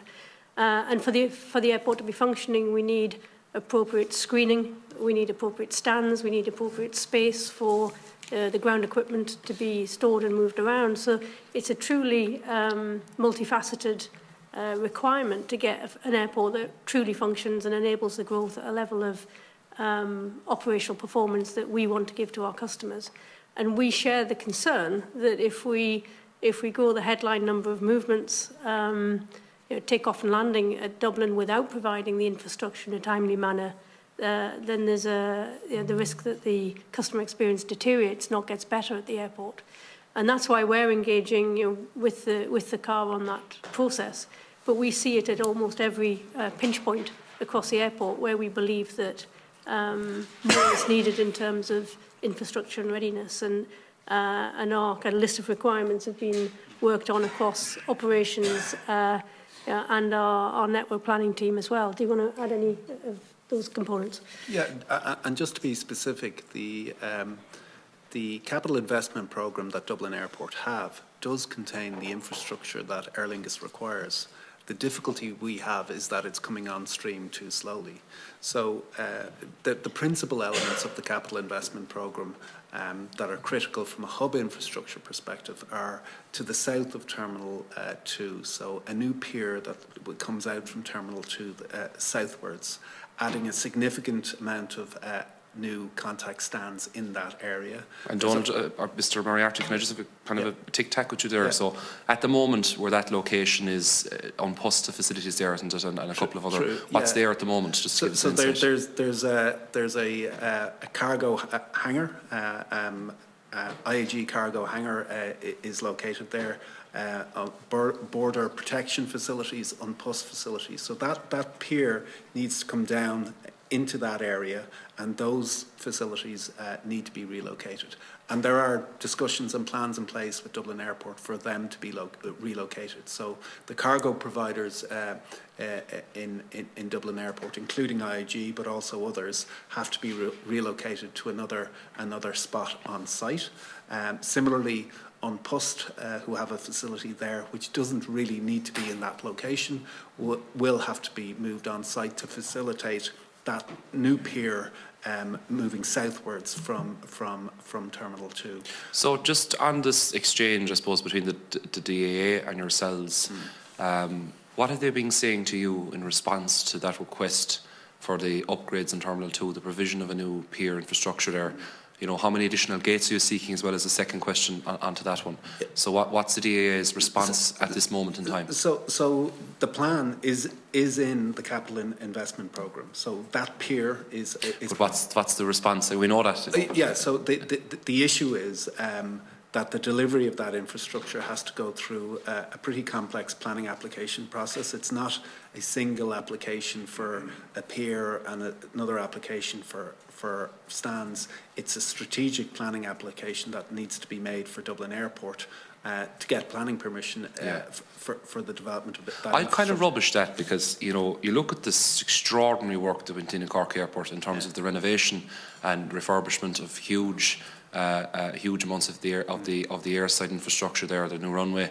It was done in record time under fantastic leadership within the DAA, particularly in Cork, and I'm sure Senator Buttimer will concur with me there. But you know, when it comes to the delivery of the infrastructure in Dublin, it seems to be at a snail's pace. And the other thing as well that I found a bit odd, and look, maybe give me a bit of further information, the cost of the new runway in Dublin Airport, the northern runway, was extraordinarily high in comparison to what was provided in Cork. Now I know it's much longer, but I'm a bit at a loss as to why that was the case. Dublin Airport will say it was delivered on time and within budget, and I think that is very big. That is actually correct. But it was a new runway, whereas the development in Cork Airport was to make improvements to the existing runway. So that they are two fundamentally different things from a cost perspective. But I suppose back to your question as to what Dublin Airport are saying and the challenges. The big challenge is the planning challenge, because it's a strategic planning application for the development, for permission to develop all of these facilities at Dublin Airport. That application hasn't been made yet. It needs to be made with a degree of urgency, because it will inevitably be appealed, and people have a right to appeal, and we're not challenging or questioning that, but that adds to the timeline. And the problem that delivers, however, for the airlines, is that there's a likelihood that the infrastructure doesn't come on stream early enough to match our plans in terms of growth. Yes. So we've got aircraft coming. Lynn referred to them. We received 8 A321 neo aircrafts just before and during COVID. We've 6 A321 neo XLR aircraft being delivered to us over the next couple of years. They're excellent. I've flown on them. They were servicing the Paris route there last year, I think, if I can recall, for a short duration. But can I just ask a question as well? Just one important one. I think this one is for Mr. O'Neill. You're Chief Operating Officer, aren't you, at the moment? In terms of the incentives that the DAA are providing, you know, I've heard some rumblings that they're not as good as they could be when it comes to trying to get airlines to base aircraft in Cork Airport. And obviously, for those that are listening that would not be overly familiar with aviation, that when it comes to getting additional routes, it's key to have aircraft based in an airport. What's your view on that in terms of what the DAA could do to further enhance and incentivise you to open additional routes? Because we've seen murmuring from Ryanair now that they're going to be considering it, and from Aer Lingus' point of view, I think all of us would like to see, as our flag carrier, you expanding your services in Cork. So, you know, is it an issue there that the DAA are not providing enough financial incentives? Because there's huge demand to fly out of Cork Airport by people across Munster, but when it comes to routes, that's an issue that I'm often, that's often raised with me as a representative in that area. I'll give some initial comments and Donald may pick it up. I think the real problem we have at the moment in servicing is our number of short-haul aircraft available to us. We've had a net reduction in our short-haul fleet over the period of COVID. So really it comes down to what's the best route option for the resources we have available, be it aircraft and what those opportunities are.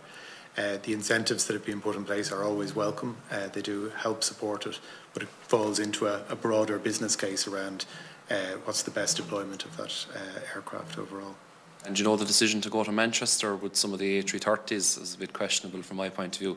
You know, I think it's my only criticism, to be honest. It kind of, you know, puts the question forward: is it now the case that Aer Lingus are not making enough of a profit in the island of Ireland through our airports here, that you're now basing aircraft through the new company Aer Lingus UK in the UK at the moment? You know, is that a sign or something that government should be picking up upon, the fact that it's just not financially incentivising enough to be basing all of your aircraft here? I think it reflects ambition that we opened a base during COVID. We saw a gap in the market, and it was an opportunity for Aer Lingus to broaden its footprint as well. As mentioned, we have a lot of aircraft coming into the fleet as well, so it's giving us opportunity to expand the brand and bring Aer Lingus service to more people in different jurisdictions as well. Would changing the aircraft hangars for maintenance, would that not be more cost effective from the perspective of moving a lot of the facilities at the southern side of the airport, Mr. Moriarty? So there aren't hangars on the southern side. I think the hangars I'm on about the northern apron now, just to be quite clear. So there is a development in the capital investment programme planned in the north of the airport to come down towards those hangars. So there's there are two hangars, one of which we're in as Aer Lingus, but the planned development isn't to come through those hangars as well. So I don't think exiting that hangar space in terms of the Aer Lingus or Dublin Airspace hangar is required in order for that development to proceed. What's really required around the northern end, at the northern side of the runway, in addition to that pier extension that is planned there, is stands. So parking stands and serviceable stands that aircraft can park at and depart from. That there's an area called 5G in that area, which has stands, some of which haven't been fully activated, but stands in addition to that pier extension is part of the plan for the north, but its delivery is dependent upon the planning process being completed in an expedited way, and at this point we don't see that urgency in getting to the point where shovels can effectively be put in the ground. Okay, I think it's interesting that we'd follow on from today's discussion talking to IBEC at some stage, and I'm sure the committee here will consider that. You know, overall, in conclusion, I'm not going to necessarily put a question, but I'm going to make a small little contribution. I would worry about the next 5 years, because we've rushed back to almost arriving at that level we were at 2019 and growing beyond it, and the airport as it stands is just not capable of handling the figures where things could go if the economy stays stable in the next 3 and 4 years. Like Terminal 1 in Dublin is awful at the moment, and anybody that's travelling through it will tell you that. It's just not a nice experience when the airport's busy. There is nowhere to find a place to sit down. It's always too busy. It's over capacity, and it's just a dreadful experience. And I experienced it a couple of times this year, seeing elderly airport users in that area, it's really struggling to get through airport security. And I think we have a duty in the committee here to try and tackle that with the DAA under our new leadership when that change does happen. And look, I just want to thank you all for that information. It was very helpful. I hope we can keep the engagement going. Thank you. Thank you, Deputy. First of all, I apologise for being absent for part of the meeting and for probably repetition in my questions, and just to welcome our witnesses from Aer Lingus and to thank them for being here. And I suppose the most important thing, Chairman, that we should leave this meeting today from, notwithstanding the pressures, is that Aer Lingus, while it's not a government-owned airline now, is still very, very important to Ireland. and for Ireland. And I hope that you understand that anything that we say or ask of is to ensure that the reputational damage that you suffered last summer and that we as a country did is never going to be repeated again. And I say that as a customer of Aer Lingus, who will be flying with you in 2 weeks' time and who's flown with you already in this year. And I make no apology, Chairman, when I fly transatlantic, I fly Aer Lingus. End of. That's a personal choice because I believe in Aer Lingus. And that's being honest. So that's probably my. Oh, that's true, Shannon. Well, unfortunately, it's not. No, it's not. So can I just at the beginning? I wish they were flying out of Cork, Chairman, as the honest answer. In your opening statement, you made reference to the issue of the construction works, the internet service provider, and you asked your supplier. Did you name the construction company, the contractor? And any of the entities because I missed that part of me, you didn't name them. We named our supplier. Sorry, apologies for being. I had to no go. We named our supplier Kindrel. We didn't name the construction. Are you prepared to name the construction? I did name the construction. I named the supplier, our cloud services provider, which is a company called Kindrel. Are you prepared to name the company, the contractor? The building contractor? Yeah. I don't know the name of the building. You don't. Contractor. Is there a potential court case maybe happening? We are engaging with our suppliers about the impact and consequences. So I can't really comment any further. Fair enough. No, but I welcome the fact that there may potentially be, because I think to be fair to you, you need to take ownership, which you have, and then to also have accountability on the other side. So thank you for that, Chairman. I'm a bit confused. I know probably I'm in a small dilemma, given that I'm from Cork and that I hear Ms Embleton and Mr Moriarty and Ms Carberry and Mr O'Neill talking about you had a good summer and you're looking to grow and you want to grow. Can I ask a genuine question? Like Deputy O'Connor, I have a huge interest in aviation. I don't see your interest in our regional airport or airports in wanting to grow. I appreciate and I congratulate you on the Manchester and on the Cleveland, but I don't see any evidence of growth or a willingness to grow, given by your own admission that you have your short-haul fleet has reduced greatly. Your footprint, to me, has been hugely diminished, and you compare it to Ryanair. I accept it's a different model. I appreciate that, but like to quote unquote, they haven't wasted the crisis or the recession. But I don't see that coming from you. And the evidence I give you is Cork as an example. Maybe I can just touch upon Cork. This summer, Senator, we had 9 routes out of Cork, primarily leisure. We had Dubrovnik, Faro, Lanzarote, Malaga, Palma, Tenerife. Would you do me a favour, sorry? Would you name out the ones you didn't resume? Yeah, I can. And why? I'll give you an example. Barcelona as an example. Well, let me finish the ones that we operated. Yeah, I know them all. I can tell you them all as well. So I'm not having a row, but you know, I want to see. Okay, we operated 9 routes, including Amsterdam, Munich, London Heathrow. It really does go back to the scale of our short-haul fleet and the reduction of the fleet. The reduction of the fleet happened during the pandemic because of the impact of the pandemic on the business. We had to reduce our short-haul fleet. As we've mentioned, we had 37. It reduced to 31. This is directly operated our owned aircraft for Aer Lingus. We've recently increased to 33 by the arrival of 2 A320 NEOs, literally in the last 2 weeks. So the scale of our fleet has reduced significantly, and therefore what we have to do as a commercial business is deploy that fleet most efficiently and most effectively.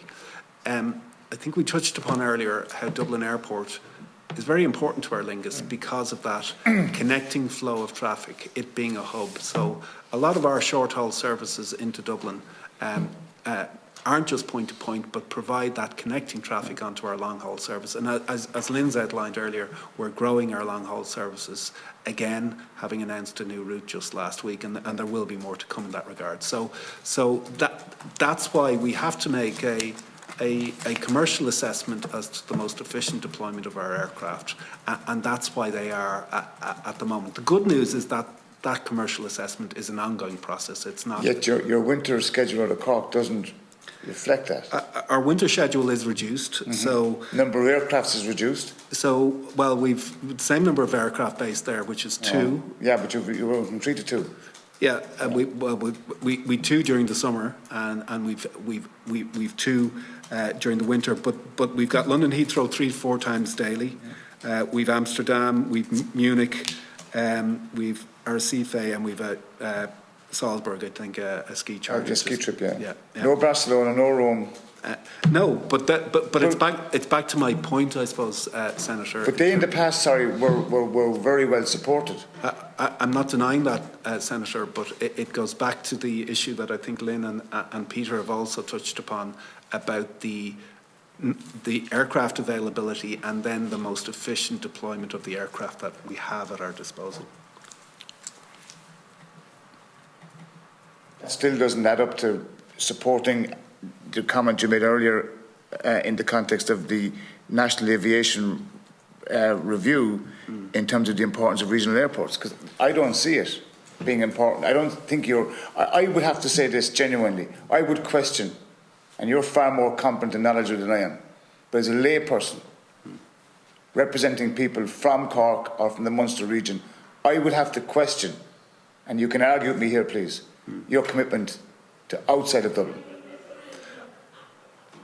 I would say we're very committed to Cork and Shannon airports. But it doesn't show. But I've explained the reason why. Okay, so I'm John Murphy or Mary Murphy, and I'm sitting at home and I'm on my phone punching into fly out of Cork or Shannon.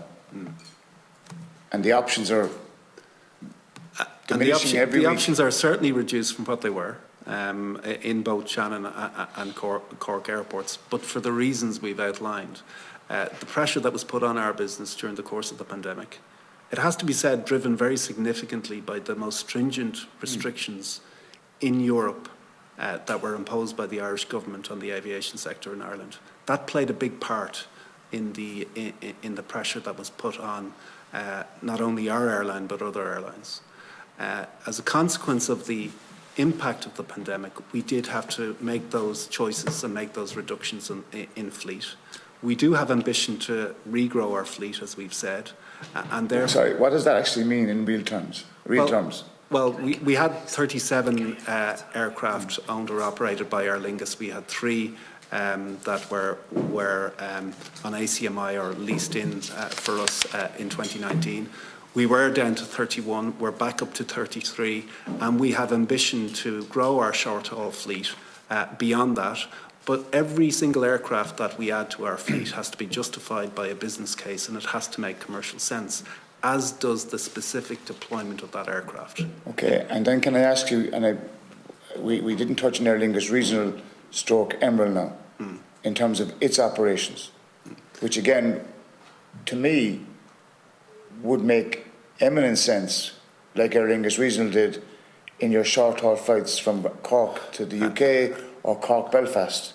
And Emerald will make their own commercial decisions in that regard. Emerald, you need to remember, we had contracted Emerald to commence their services on the 1st of January 2023. They commenced them in March of this year, so effectively 3 quarters earlier than they were originally contracted to do so. So that is to their credit, but they will make their own commercial decisions as to their route network. They've made a very strong start. They've got, and correct me if I'm wrong, Lynn or Peter, I think they've got 12 routes out of Dublin. They've got 8 routes out of Belfast, and they're performing strongly, and they're feeding, as I mentioned earlier, that our hub in Dublin and providing us with significant transatlantic traffic feed. So they've made a good start and an early start, but it's their commercial decision as to and where I accept that, but again, it's Dublin. At this point. Yeah, at this point, yeah. But can I just conclude by just thanking you, and can I actually genuinely thank you for being here today and for for coming in and talking to us and addressing us. Could I just ask that your PR would improve? It hurts us all when we see the reputational damage being inflicted for a variety of reasons. None of us want to see conflict or discommoded passengers, but if I could ask you to improve your PR, and could I just say that on any of the flights I've had with your staff, they have been absolutely a credit to the organisation, and your ground staff are again absolutely fantastic people who you should thank most sincerely, because they are really wonderful people, and your cabin crew likewise. And I want to just put that on record, Chairman. We can argue the bigger picture, but it's the customer care piece that the crew and the ground handling crew bring that I think you should thank them most sincerely. But thank you again for being here today. Senator, can I just take up a point? Did the episode on the 10th of September, when the IT system failed, did it cause reputational damage to Aer Lingus? Absolutely it did. And did it manifest itself in reduced passenger numbers? Did it manifest itself in people cancelling flights? How did it manifest itself? So it was certainly incredibly uncomfortable on the day, and actually we bounced back really quickly after that level of disruption. You had no forewarning. So we had no forewarning. No, this was 3 minutes past 8 on a Saturday morning, and for that level of disruption to be pretty much grounded for the day, we got 98% of our schedule away on the Sunday. And that was a consequence, actually, of the good work Peter and the team did in ensuring that the aeroplanes and the crew were in position to resume the next day as fast as possible. Thereafter, just to answer your question there, it hurts when we see this kind of disruption. And we don't want to put our customers through this. We don't want to put our staff through this. And we share your frustration about what happened on the day. Actually, we saw remarkable resilience in our bookings, and customers have continued to book with us. And as I said previously, we're optimistic for the future, and we're growing our long haul in particular, our business, because we have aircraft orders. Short haul is going to take us a little bit of time to recover from COVID, but we're optimistic at that level. And on the day itself, how soon after, when you got the call at 8 o'clock on the Saturday morning, how soon were you made aware that the backup, the second line, there'd been a fault in that as well? That took some time to materialise. I think we were aware, first of all, of course, that the systems were down because we can't check people in, and that's the first indication we get. But it obviously clicked in. It pushed the capacity over onto the other. So we were asking questions throughout the morning. We were hopeful that this would have been a quick fault, flip over to the secondary, and we'd be back up and running within an hour, and we could have contained the level of disruption. But we were onto our supplier, and they weren't able to give us not only the clarity of when things would be restored, but actually the explanation of what was happening. So it took some time for them to get to the under the skin of what was going on. How long did that take? We knew by almost late morning of the broken cable. They knew the site of the broken cable. We said earlier it was construction. That was for the main cable. And one question we have been pursuing with them as part of the wash-up is we understood their focus on trying to fix the damage. What we would like to have seen was more problem-solving on the secondary. I think having those two things in parallel took them by surprise. But when did they? And they focused on the primary. So do you know at what time? Say the first line was faulty at 8 o'clock in the morning. Do you know what time that the fault happened on the second backup line? Well, the second never worked to its full well, I know that, but capacity. When did she become aware that it couldn't work to capacity and find it's an unrelated fault, but it was a fault on the backup? It wasn't working throughout the day, so we were aware of it. We weren't aware of the reason for it. That came in the days after. So Kendall themselves, when did they become aware that there was a fault on the second backup line? They were aware that there was a fault on it. They weren't aware of what the fault was or what the reason it wasn't performing. So that's that. When did they make you aware that it's a fault on the line? During the course of the day, it was obvious to us that the backup system had They didn't make you aware of that? They did. We were in constant engagement with them, and we were aware that it wasn't working. But the precise reason for the fact that it wasn't working wasn't known to us or indeed to them until later. That's worrying. Like in layman's terms, right? Did that cause you a degree of concern, Ms. Embleton, that your supplier wasn't actually able to identify the fault and the backup straight away? Absolutely, it causes concern. And as we've said, we had customers in the airport, customers outside the airport, customers airside trying to get away, who were all saying, what's happening, what's happening? So it caused us concern, it caused our customers concern, and we would have expected a much more rapid solution to this issue. And obviously you're in a public forum at the committee today. What would you like to say to Aer Lingus customers in terms of what happened and in terms of your engagement with your customers from now on? Oh, we've absolutely apologised to our customers. It was a horrible day for them. I'd say it was a horrible day for our staff as well. And I think they stepped up with volunteers and effort to really try and look after customers as much as we can. But you've heard the number of customers impacted. And the staff were incredibly stretched trying to deal with the fallout of this. So, no, we've apologised completely, and I would do so again. Thank you. Deputy Murko. All right. Look, I think everyone's dealt with it in relation to some of what happened on the day and obviously the impact on 32,000 people and the reputational impact. And obviously it's a case of we're very glad that we have found out what the problem is. On some level, we don't have the Back to the Future card that we can actually sort it beforehand, but we just need to ensure that we don't have this again. Look, I want to apologise because I've been in and out of here, and I was attempting actually when I was in the chamber to listen and to some of it. It's not in the male disposition to be multitaskers. Oh, yeah. Well, here, it's certainly not in mine, you know what I mean? I find myself to be far more inept than most as regards multitasking. But I just want to get it clear in my head in relation to the systems, okay? Right, like, you obviously use cloud services from Kindle. How do you spell it? Kyndryl. Right. Kindrel. Yeah, no, that's okay. Right, well, that's the first question answered. Okay, so, right, their ISP, who's their ISP? They have a tier 1 ISP, internet service provider in the UK. All right. So essentially what that means is they own their own infrastructure. Yes. They don't lease or rent the infrastructure from another provider. They own it. Okay. Right. And obviously then you had this construction work because of the rail tunnel works, and this basically broke the line. Yeah. Okay, but that was their main line into this particular data centre, yes? That was the primary line. That was the primary line, but there is a secondary line into the same data centre. No, into a separate data centre. No, that's what I mean. So there is none, because you know what I mean. I would have thought they would have had their own inbuilt, redundancy for, at least one line in, one line.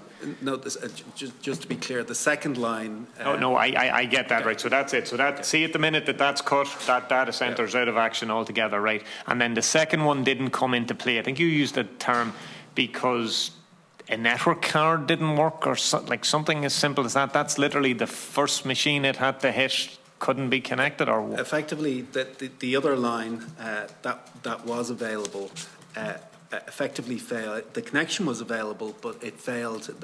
The traffic failed upon it because of a network card issue. That's the component you're talking about. That's the component that failed. That was I suppose, an extraordinary event in that the backup or the secondary line would fail in that way. Yeah, no, I accept that. And I'm curious as well as to how they didn't catch that at the time. I assume they've had to do a serious amount of due diligence in relation to their own system's failure. Absolutely, but I suppose the secondary line was available, but the network card failure effectively caused it not to work. They were aware that the secondary line wasn't operating optimally, and we couldn't access our systems. But the precise reason for that, the network card failure, wasn't immediate. Could I just add in one piece of the resilience? We have 2 incidents of the data centres to give resilience. Yeah. We've got 2 lines, but each line goes into both data centres. Yes. So there should have been more. It wasn't just 1 and 1. The lines were replicated into both. So it should have been more resilient than it proved to be on the day. And just to explain the network card, what's that in layman's terms? Connection on the back of the computer now. What is it in layman's terms? It's effectively the code that enables the access to the network to flow. That's as layman as I can put it. But I don't want to stray into areas. Isn't it extraordinary with IT systems and so forth that they didn't have their own debugging system, whereby effectively the disk would come up and write lights? It wasn't a bug. It was a card error. So it wasn't a. It was a hardware. Yeah, but hardware card error. Yeah. So it wasn't a bug. Just to be clear. It was a hardware. It was hardware. Yeah. Right, and right, when you say they knew it was acting suboptimally, or you know what I mean, the line. So, how long did it take them to cop this network card problem? That didn't. The resolution of the problem came through the restoration of the original line, the original cable. Yeah. So clearly, the identification of the network card issue and the resolution of the network card issue didn't happen prior to the primary line coming back on. And I get I'm asking you to answer for a service that you purchased that you generally hope works, and look, we've paid the price for it. That second line took up no slack. No. It didn't work. It failed. And the question I was asking is, if that second line was operating at a lower capacity all the time anyway. Yes. So say for argument's sake the main cable hadn't been cut. Would the second line have gone down? It was entirely independent. So say it would have gone down as well.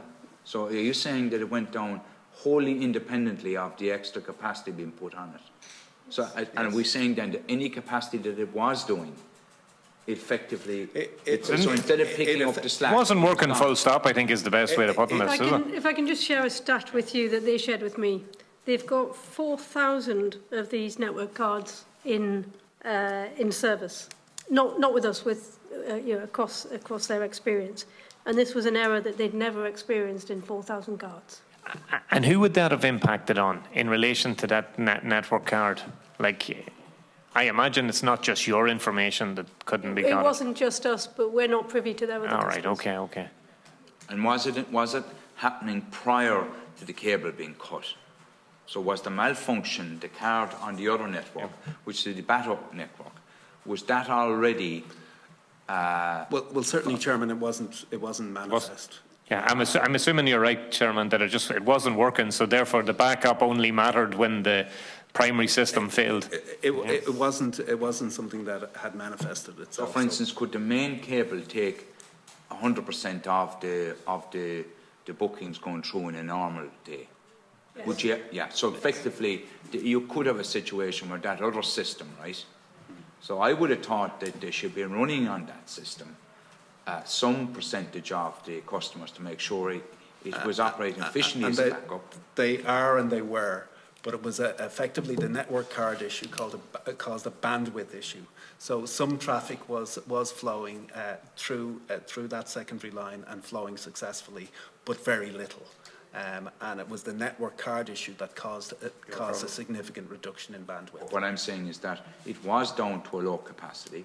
The question I suppose I'm asking is that when they suddenly put all the extra traffic on it, did that cause what was maybe a wearing issue? No, it exposed the fact that there was limited bandwidth on that secondary line. So there was still some activity going to that secondary line? Yes. Very little. If I provide you with another quote that we've had from them, it was the first time that this network card error occurred in 140 million hours of usage. Right, but it's I would say it's an exceptional you'd circumstance. appreciate, Ms. Embleton, not much good to the 30,000 people that were discommoded Aer Lingus passengers, right? And we've had, we test both data centres, so we don't sit on one waiting for failure. We switch between, and it's normal best practice as well. And when we've done that in the past, it's done. You're what it's meant to be entitled to rely on your suppliers, right? What happened here ultimately was that the second line, which was to be the backup line, which typically should have been running some volume of customers to make sure it was fit for purpose. So if the other system, the main system, went down, it could switch over. The irony of this is that it was limping along on a quarter of a tank long before the main system, the cable, went down. And then when they switched over, it effectively, you suddenly found that you had dare I say it, you had a pipe that was itself broken. Like, you couldn't make it up, in fairness, Ms. Emberton, you couldn't make it up. We wouldn't have expected it. No, and something, as you said earlier, about just one line in, that there should have been a greater level of resilience. No, there is two. We have two data centres. Yeah. We've got two lines. Yeah. Each line goes to each data centre. Yeah. So that amplifies the resilience that we did have. No. I accept that. I thought it was something else you meant. All right. And then what is that? Because there was talk at one stage about the tertiary backup. The steps that have been taken following the failure of the backup line are to monitor the specific type of failure that occurred. The company themselves are doing that, I imagine. Our provider is doing that, right? So that is in place. So that should prevent reoccurrence of this incident again, and that is in line with best practice. What we are looking at is the implementation of a tertiary system, the shape of which we don't know yet, but to provide additional resilience over and above best practice. Well, that's absolutely right, and thanks a million, and apologies, and I know that I may just repeat yourselves, but I now at least have it clear in my head at the same time that I should be in there. So I'll just one last thing. When people are talking about regional airports and it's thrown back on you, a number of people who, witnesses at times who are in front of us here, said until a point in time that what people term national or state strategy changes, that at the end of the day there isn't going to be any major change, in the sense that Dublin Airport loses slots, it loses slots to Munich and whatever else. Like, the regional airports aren't players at a point in time until the government change the nature of how the system operates. Is that fair or not? Because what's said is we can talk forever about Shannon or Cork or whatever. They are never going to be employed as part of a wider solution, alongside Dublin or with any, until a point in time that the determination is made at a governmental level. I'm just asking your view, and maybe it's an unfair question. Maybe I can comment. It was a comment I made earlier that regional airports, if there's point-to-point demand, local demand from the airport to destinations and vice versa, then those routes can be profitably served. The role of a hub is really different. A big home market, bringing connecting traffic to enable more routes. So it's a kind of an exponential effect. So the hub, and we should be proud of the Dublin hub, and we should be doing everything we can to grow the Dublin hub and its infrastructure. I don't see that as competing directly with the regional airports. If the regional airports have the demand there to justify point-to-point services, and you have to buy an aircraft year-round, which is something else we discussed earlier, not just for the 3 months of the summer peak, and whether that's something that, as we discussed earlier, regional Emerald would want to operate in their own right, and that's their decision-making with a small aircraft, or if the point-to-point demand is large enough for the jets to operate, then those services would be done. But it's around primarily it's around the demand coupled with the connecting benefit that you get from a hub.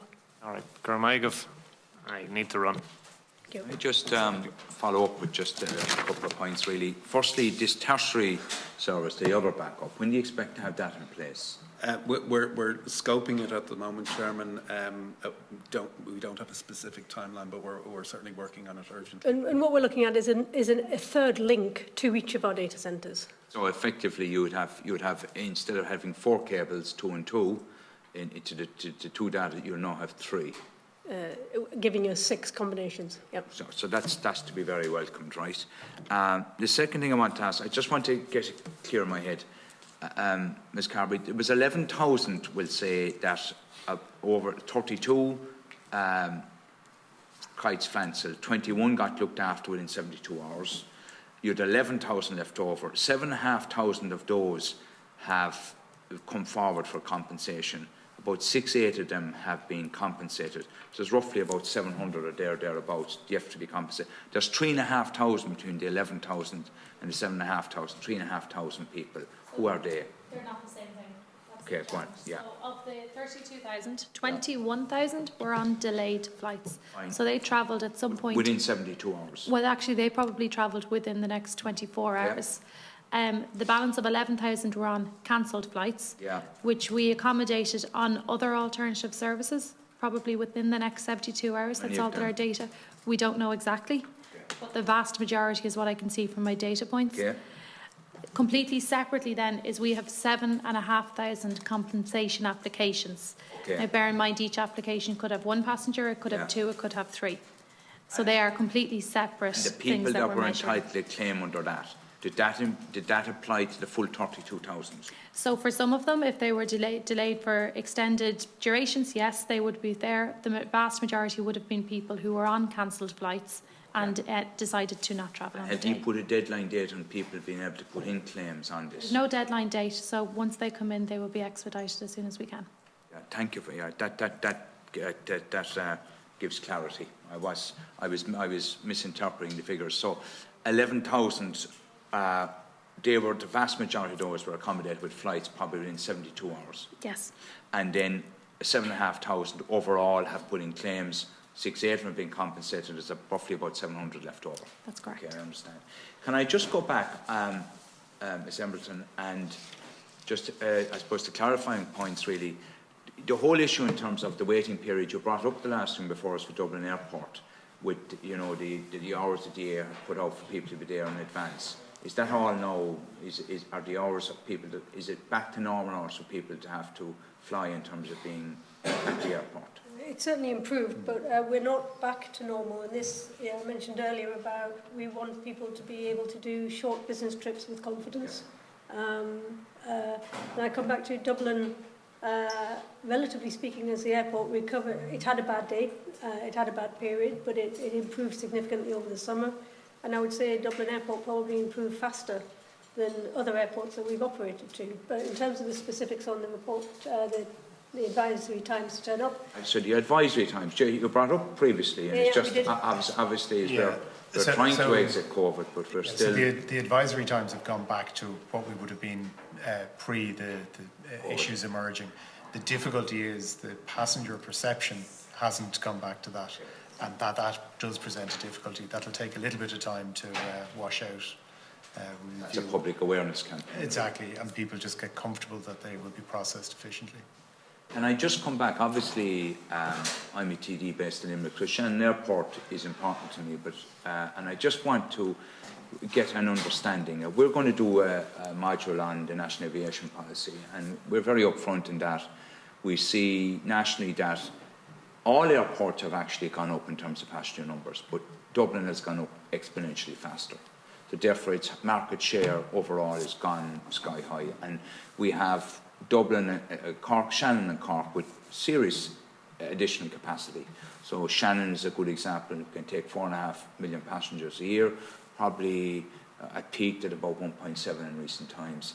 I think Cork is, I wouldn't be totally certain on the Cork numbers, but on the Shannon numbers.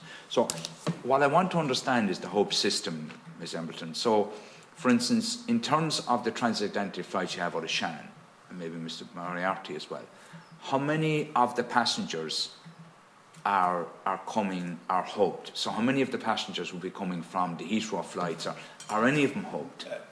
The vast majority will be point-to-point. And this is what I was saying about the nature of the hub. Yeah. So you can take 3, 4, 5 passengers from lots of different short-haul flights. you bring them all together with the local market, and then you can justify a point-to-point long-haul service. Is it naive in saying that, like, the GA look to hub people in from elsewhere in the UK or whatever to fly transatlantic or to Shannon, or is that, or are you going to hub them? So, for instance, the people you're hubbing to Dublin, where are you hubbing them from? So let me give you a few rough statistics, and it varies significantly by route. But you can see over a third of passengers on a long-haul flight are likely to be connecting. In Dublin? Generally. Okay. And then in some airports, actually, in Munich, it could be much, much higher than that. Say 80% could be connecting in some hubs. On short haul, because of the difference in numbers and aircraft size, you typically get 10-20% of the customers on that flight would be then connecting on. Yeah. So you need a significant local demand for short haul to fill enough with point-to-point. You top up short haul with transfer passengers. Okay. You gather up all these transfer passengers from all the different routes, and that helps you justify a new long-haul service. So the hub dynamics are really quite exponential. And if somewhere like Shannon had a hub, we'll say to somewhere like Amsterdam, Frankfurt, Charles de Gaulle, does that in any way make it more attractive in terms of being a hub for the likes of Aer Lingus? I think it really comes back to the exponential point of hubs, and this is why so many hubs have, look at 4 runways in so many hubs around Europe. Hub dynamics are different from point-to-point dynamics.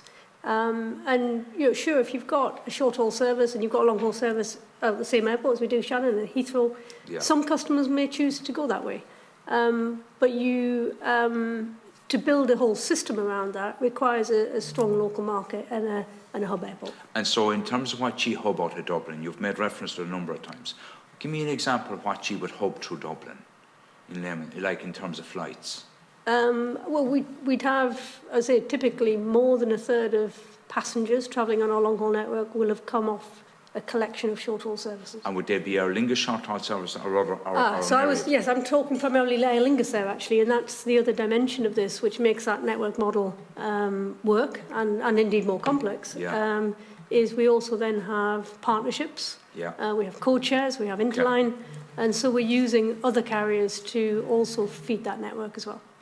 So what you're really saying is that it's a combination of, you must have short-haul flights in terms of volume, not volume, but just short-haul, coupled with serious connectivity in terms of European hub connectivity and long-haul connectivity. And sufficient local market as well. Okay, and so therefore, if you're operating out of an environment where the local market isn't enormous population-wise, it makes it more difficult. It certainly makes it unlikely to have a successful hub if the local market isn't big enough. And that's where the regional services and the point-to-point services come in. And then can I ask Ms Moriarty about you? Where do you see the future with Aer Lingus and Shannon? Because I got first elected to Dáil Éireann in 2007. My first political encounter was when the Heathrow slots Aer Lingus Heathrow slots went from Shannon Airport. My first introduction to national politics. So it's always been there, and Shannon Airport historically had the stopover, and you were aware of it. So where do you see it feeding in? Because you're such an integral part of what Shannon is about, the future of Shannon. You provide that that Heathrow connectivity, hugely beneficial, vital actually, and then you provide that transatlantic connectivity as well. So where do you see it? And I suppose, and obviously we'd hope, Ms Embleton, we're going to do a piece on aviation. We're going to look to have airlines like yourselves back in, and we'll issue that invite to be later in the year. So can you just give me, in a proactive way, I want to understand where you see Shannon Airport in the future for Aer Lingus, and is there something that could be done that would enhance and grow that relationship? Firstly, just to refer back briefly to the pandemic, where we had to cease all operations for Shannon Airport. Yeah, that hurt at the time. Yeah, and it had to be done, obviously, for obvious reasons. But we were very keen to restore that core connectivity of transatlantic services to JFK and to Boston, and to restore the London Heathrow service, and we did that. And as we mentioned, those services have operated very well. So I think are they operating at good capacity now? They certainly transatlantic over the summer was very strong out of Shannon. Yeah. So Heathrow similarly over the summer period. So I think our commitment to Shannon was really demonstrated by our determination to restore those services post-pandemic, and the steps we took during the pandemic to make sure that we could restore them equally important. What were they? Well, as a number of deputies asked me about the cabin crew base, yes, we had to make that decision in order to enable the decision to resume and restore those services, which are important to Aer Lingus, but equally important to the Midwest. In terms of the future and our future in Shannon Airport, we certainly see our commitment to the transatlantic and to London Heathrow maintaining, but it comes back to the point that I was making to Senator Buttimer. In terms of the deployment of additional short-haul aircraft that we take into the fleet, we have to assess where those aircraft are best deployed from a demand perspective and from a commercial perspective. And Shannon Airport we engage very closely with Shannon Airport and the leadership team there, and they are very proactive in terms of looking to provide supports from an airport charges perspective and a marketing support perspective, and we work very well with them. So we will continue to assess that. But I think we've demonstrated our commitment to Shannon Airport by the restoration of the routes, and we will look, as we always do, for any future opportunities. But we're constrained by the issues I've mentioned earlier. Can I ask a question? The number of planes that you would have had short and long haul pre-pandemic, how do they compare to the number of planes you have at the moment? Well, from a transatlantic perspective, I think it's exactly the same. Yeah. Are you talking about Shannon Airport specifically? No, I'm just talking generally. Okay, I can. So the mix, we've reduced short haul and we've grown long haul. Yeah. Is that a strategic decision? No, it was the growth in long haul. We'd made the commitments and we'd already made those orders. And on short haul, it was retiring aircraft that were end of lease, given the particular financial circumstances we were facing during COVID. Okay, so and the number of long haul coming on stream, the number of short haul planes, how many of those are there? So we've got 6 A321 XLRs, so they're intended for long haul use. Narrow-bodied aeroplanes with a longer range than the ones we have today, and that will give us more opportunities. So we've got 6 of those coming for long haul. For short haul, Neos? No, they're not. They are Neos. We've also got 2 Neos that we've just taken delivery of on short haul. On short haul, what we're facing is a fleet where we're not only looking at growth here, we need to replace the aircraft that we've got. And when we come back to the impact of the pandemic, you know that we were losing $1 million a day. It was about $1 billion swing in finances.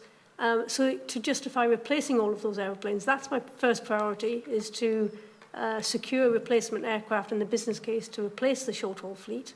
And then we'd look to growth thereafter. Now, we took an opportunistic view of the aircraft that became available, the 2 aircraft that we've brought into the fleet over the last few weeks. But we have to replace our short-haul aircraft as well as grow the fleet. And at this moment in time, how many aircraft are you down in short-haul from pre-pandemic? So we were 37 of our own plus 3 ACMI leased aircraft previously, so that gave us an operating fleet of 40, and we're at 33 now. So you have 7, and you have 2, and are you including the 2 in the 33? I am, yes. So obviously, to get to a point where you're growing your short haul, when do you get to a point where the number gets back to 40? That's a few years away. And on the long haul, how many did you have pre-pandemic long haul? I have those numbers. At the start of 2020, we had 19 long-haul aircraft. We currently have 23, so we've 8 A321 Neos. We've 12 A330-300s, and we've 3 A330-200s. 23 long-haul aircraft. Obviously, there's an integrated model in terms of Shannon. You have the short haul with Heathrow, then you have the long haul to transatlantic. Correct. And then my final question, I know some of our colleagues have said it. Is it something that if a PSO route was to come to somewhere like Shannon Amsterdam or Shannon Frankfurt or one of the major hubs, do you see it as a commercially viable route long term? Is it something you give consideration to? We would give it consideration. I think to my point on seasonality, you can pretty much fill any aircraft in July. Okay. What you need to be sure of to purchase an aircraft is that you've got that sufficient income over the course of the year to justify that, and that's what we would have to take a look at. Okay, but it's something you are willing to consider? We would consider that, yes. Thank you very much.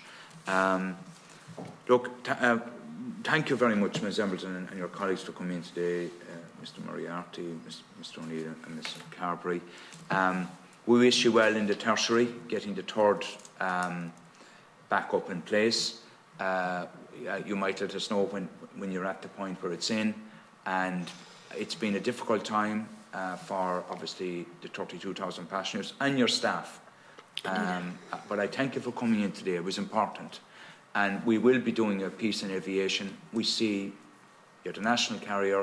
We see it's fundamental, key element in terms of driving national aviation policy. We look forward to seeing you in the not too distant future.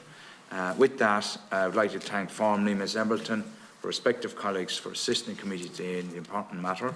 The meeting is now adjourned. The next meeting of the Joint Committee will be a private session, MS Teams, on Tuesday, next October the 11th at 4 p.m. Thank you all very much.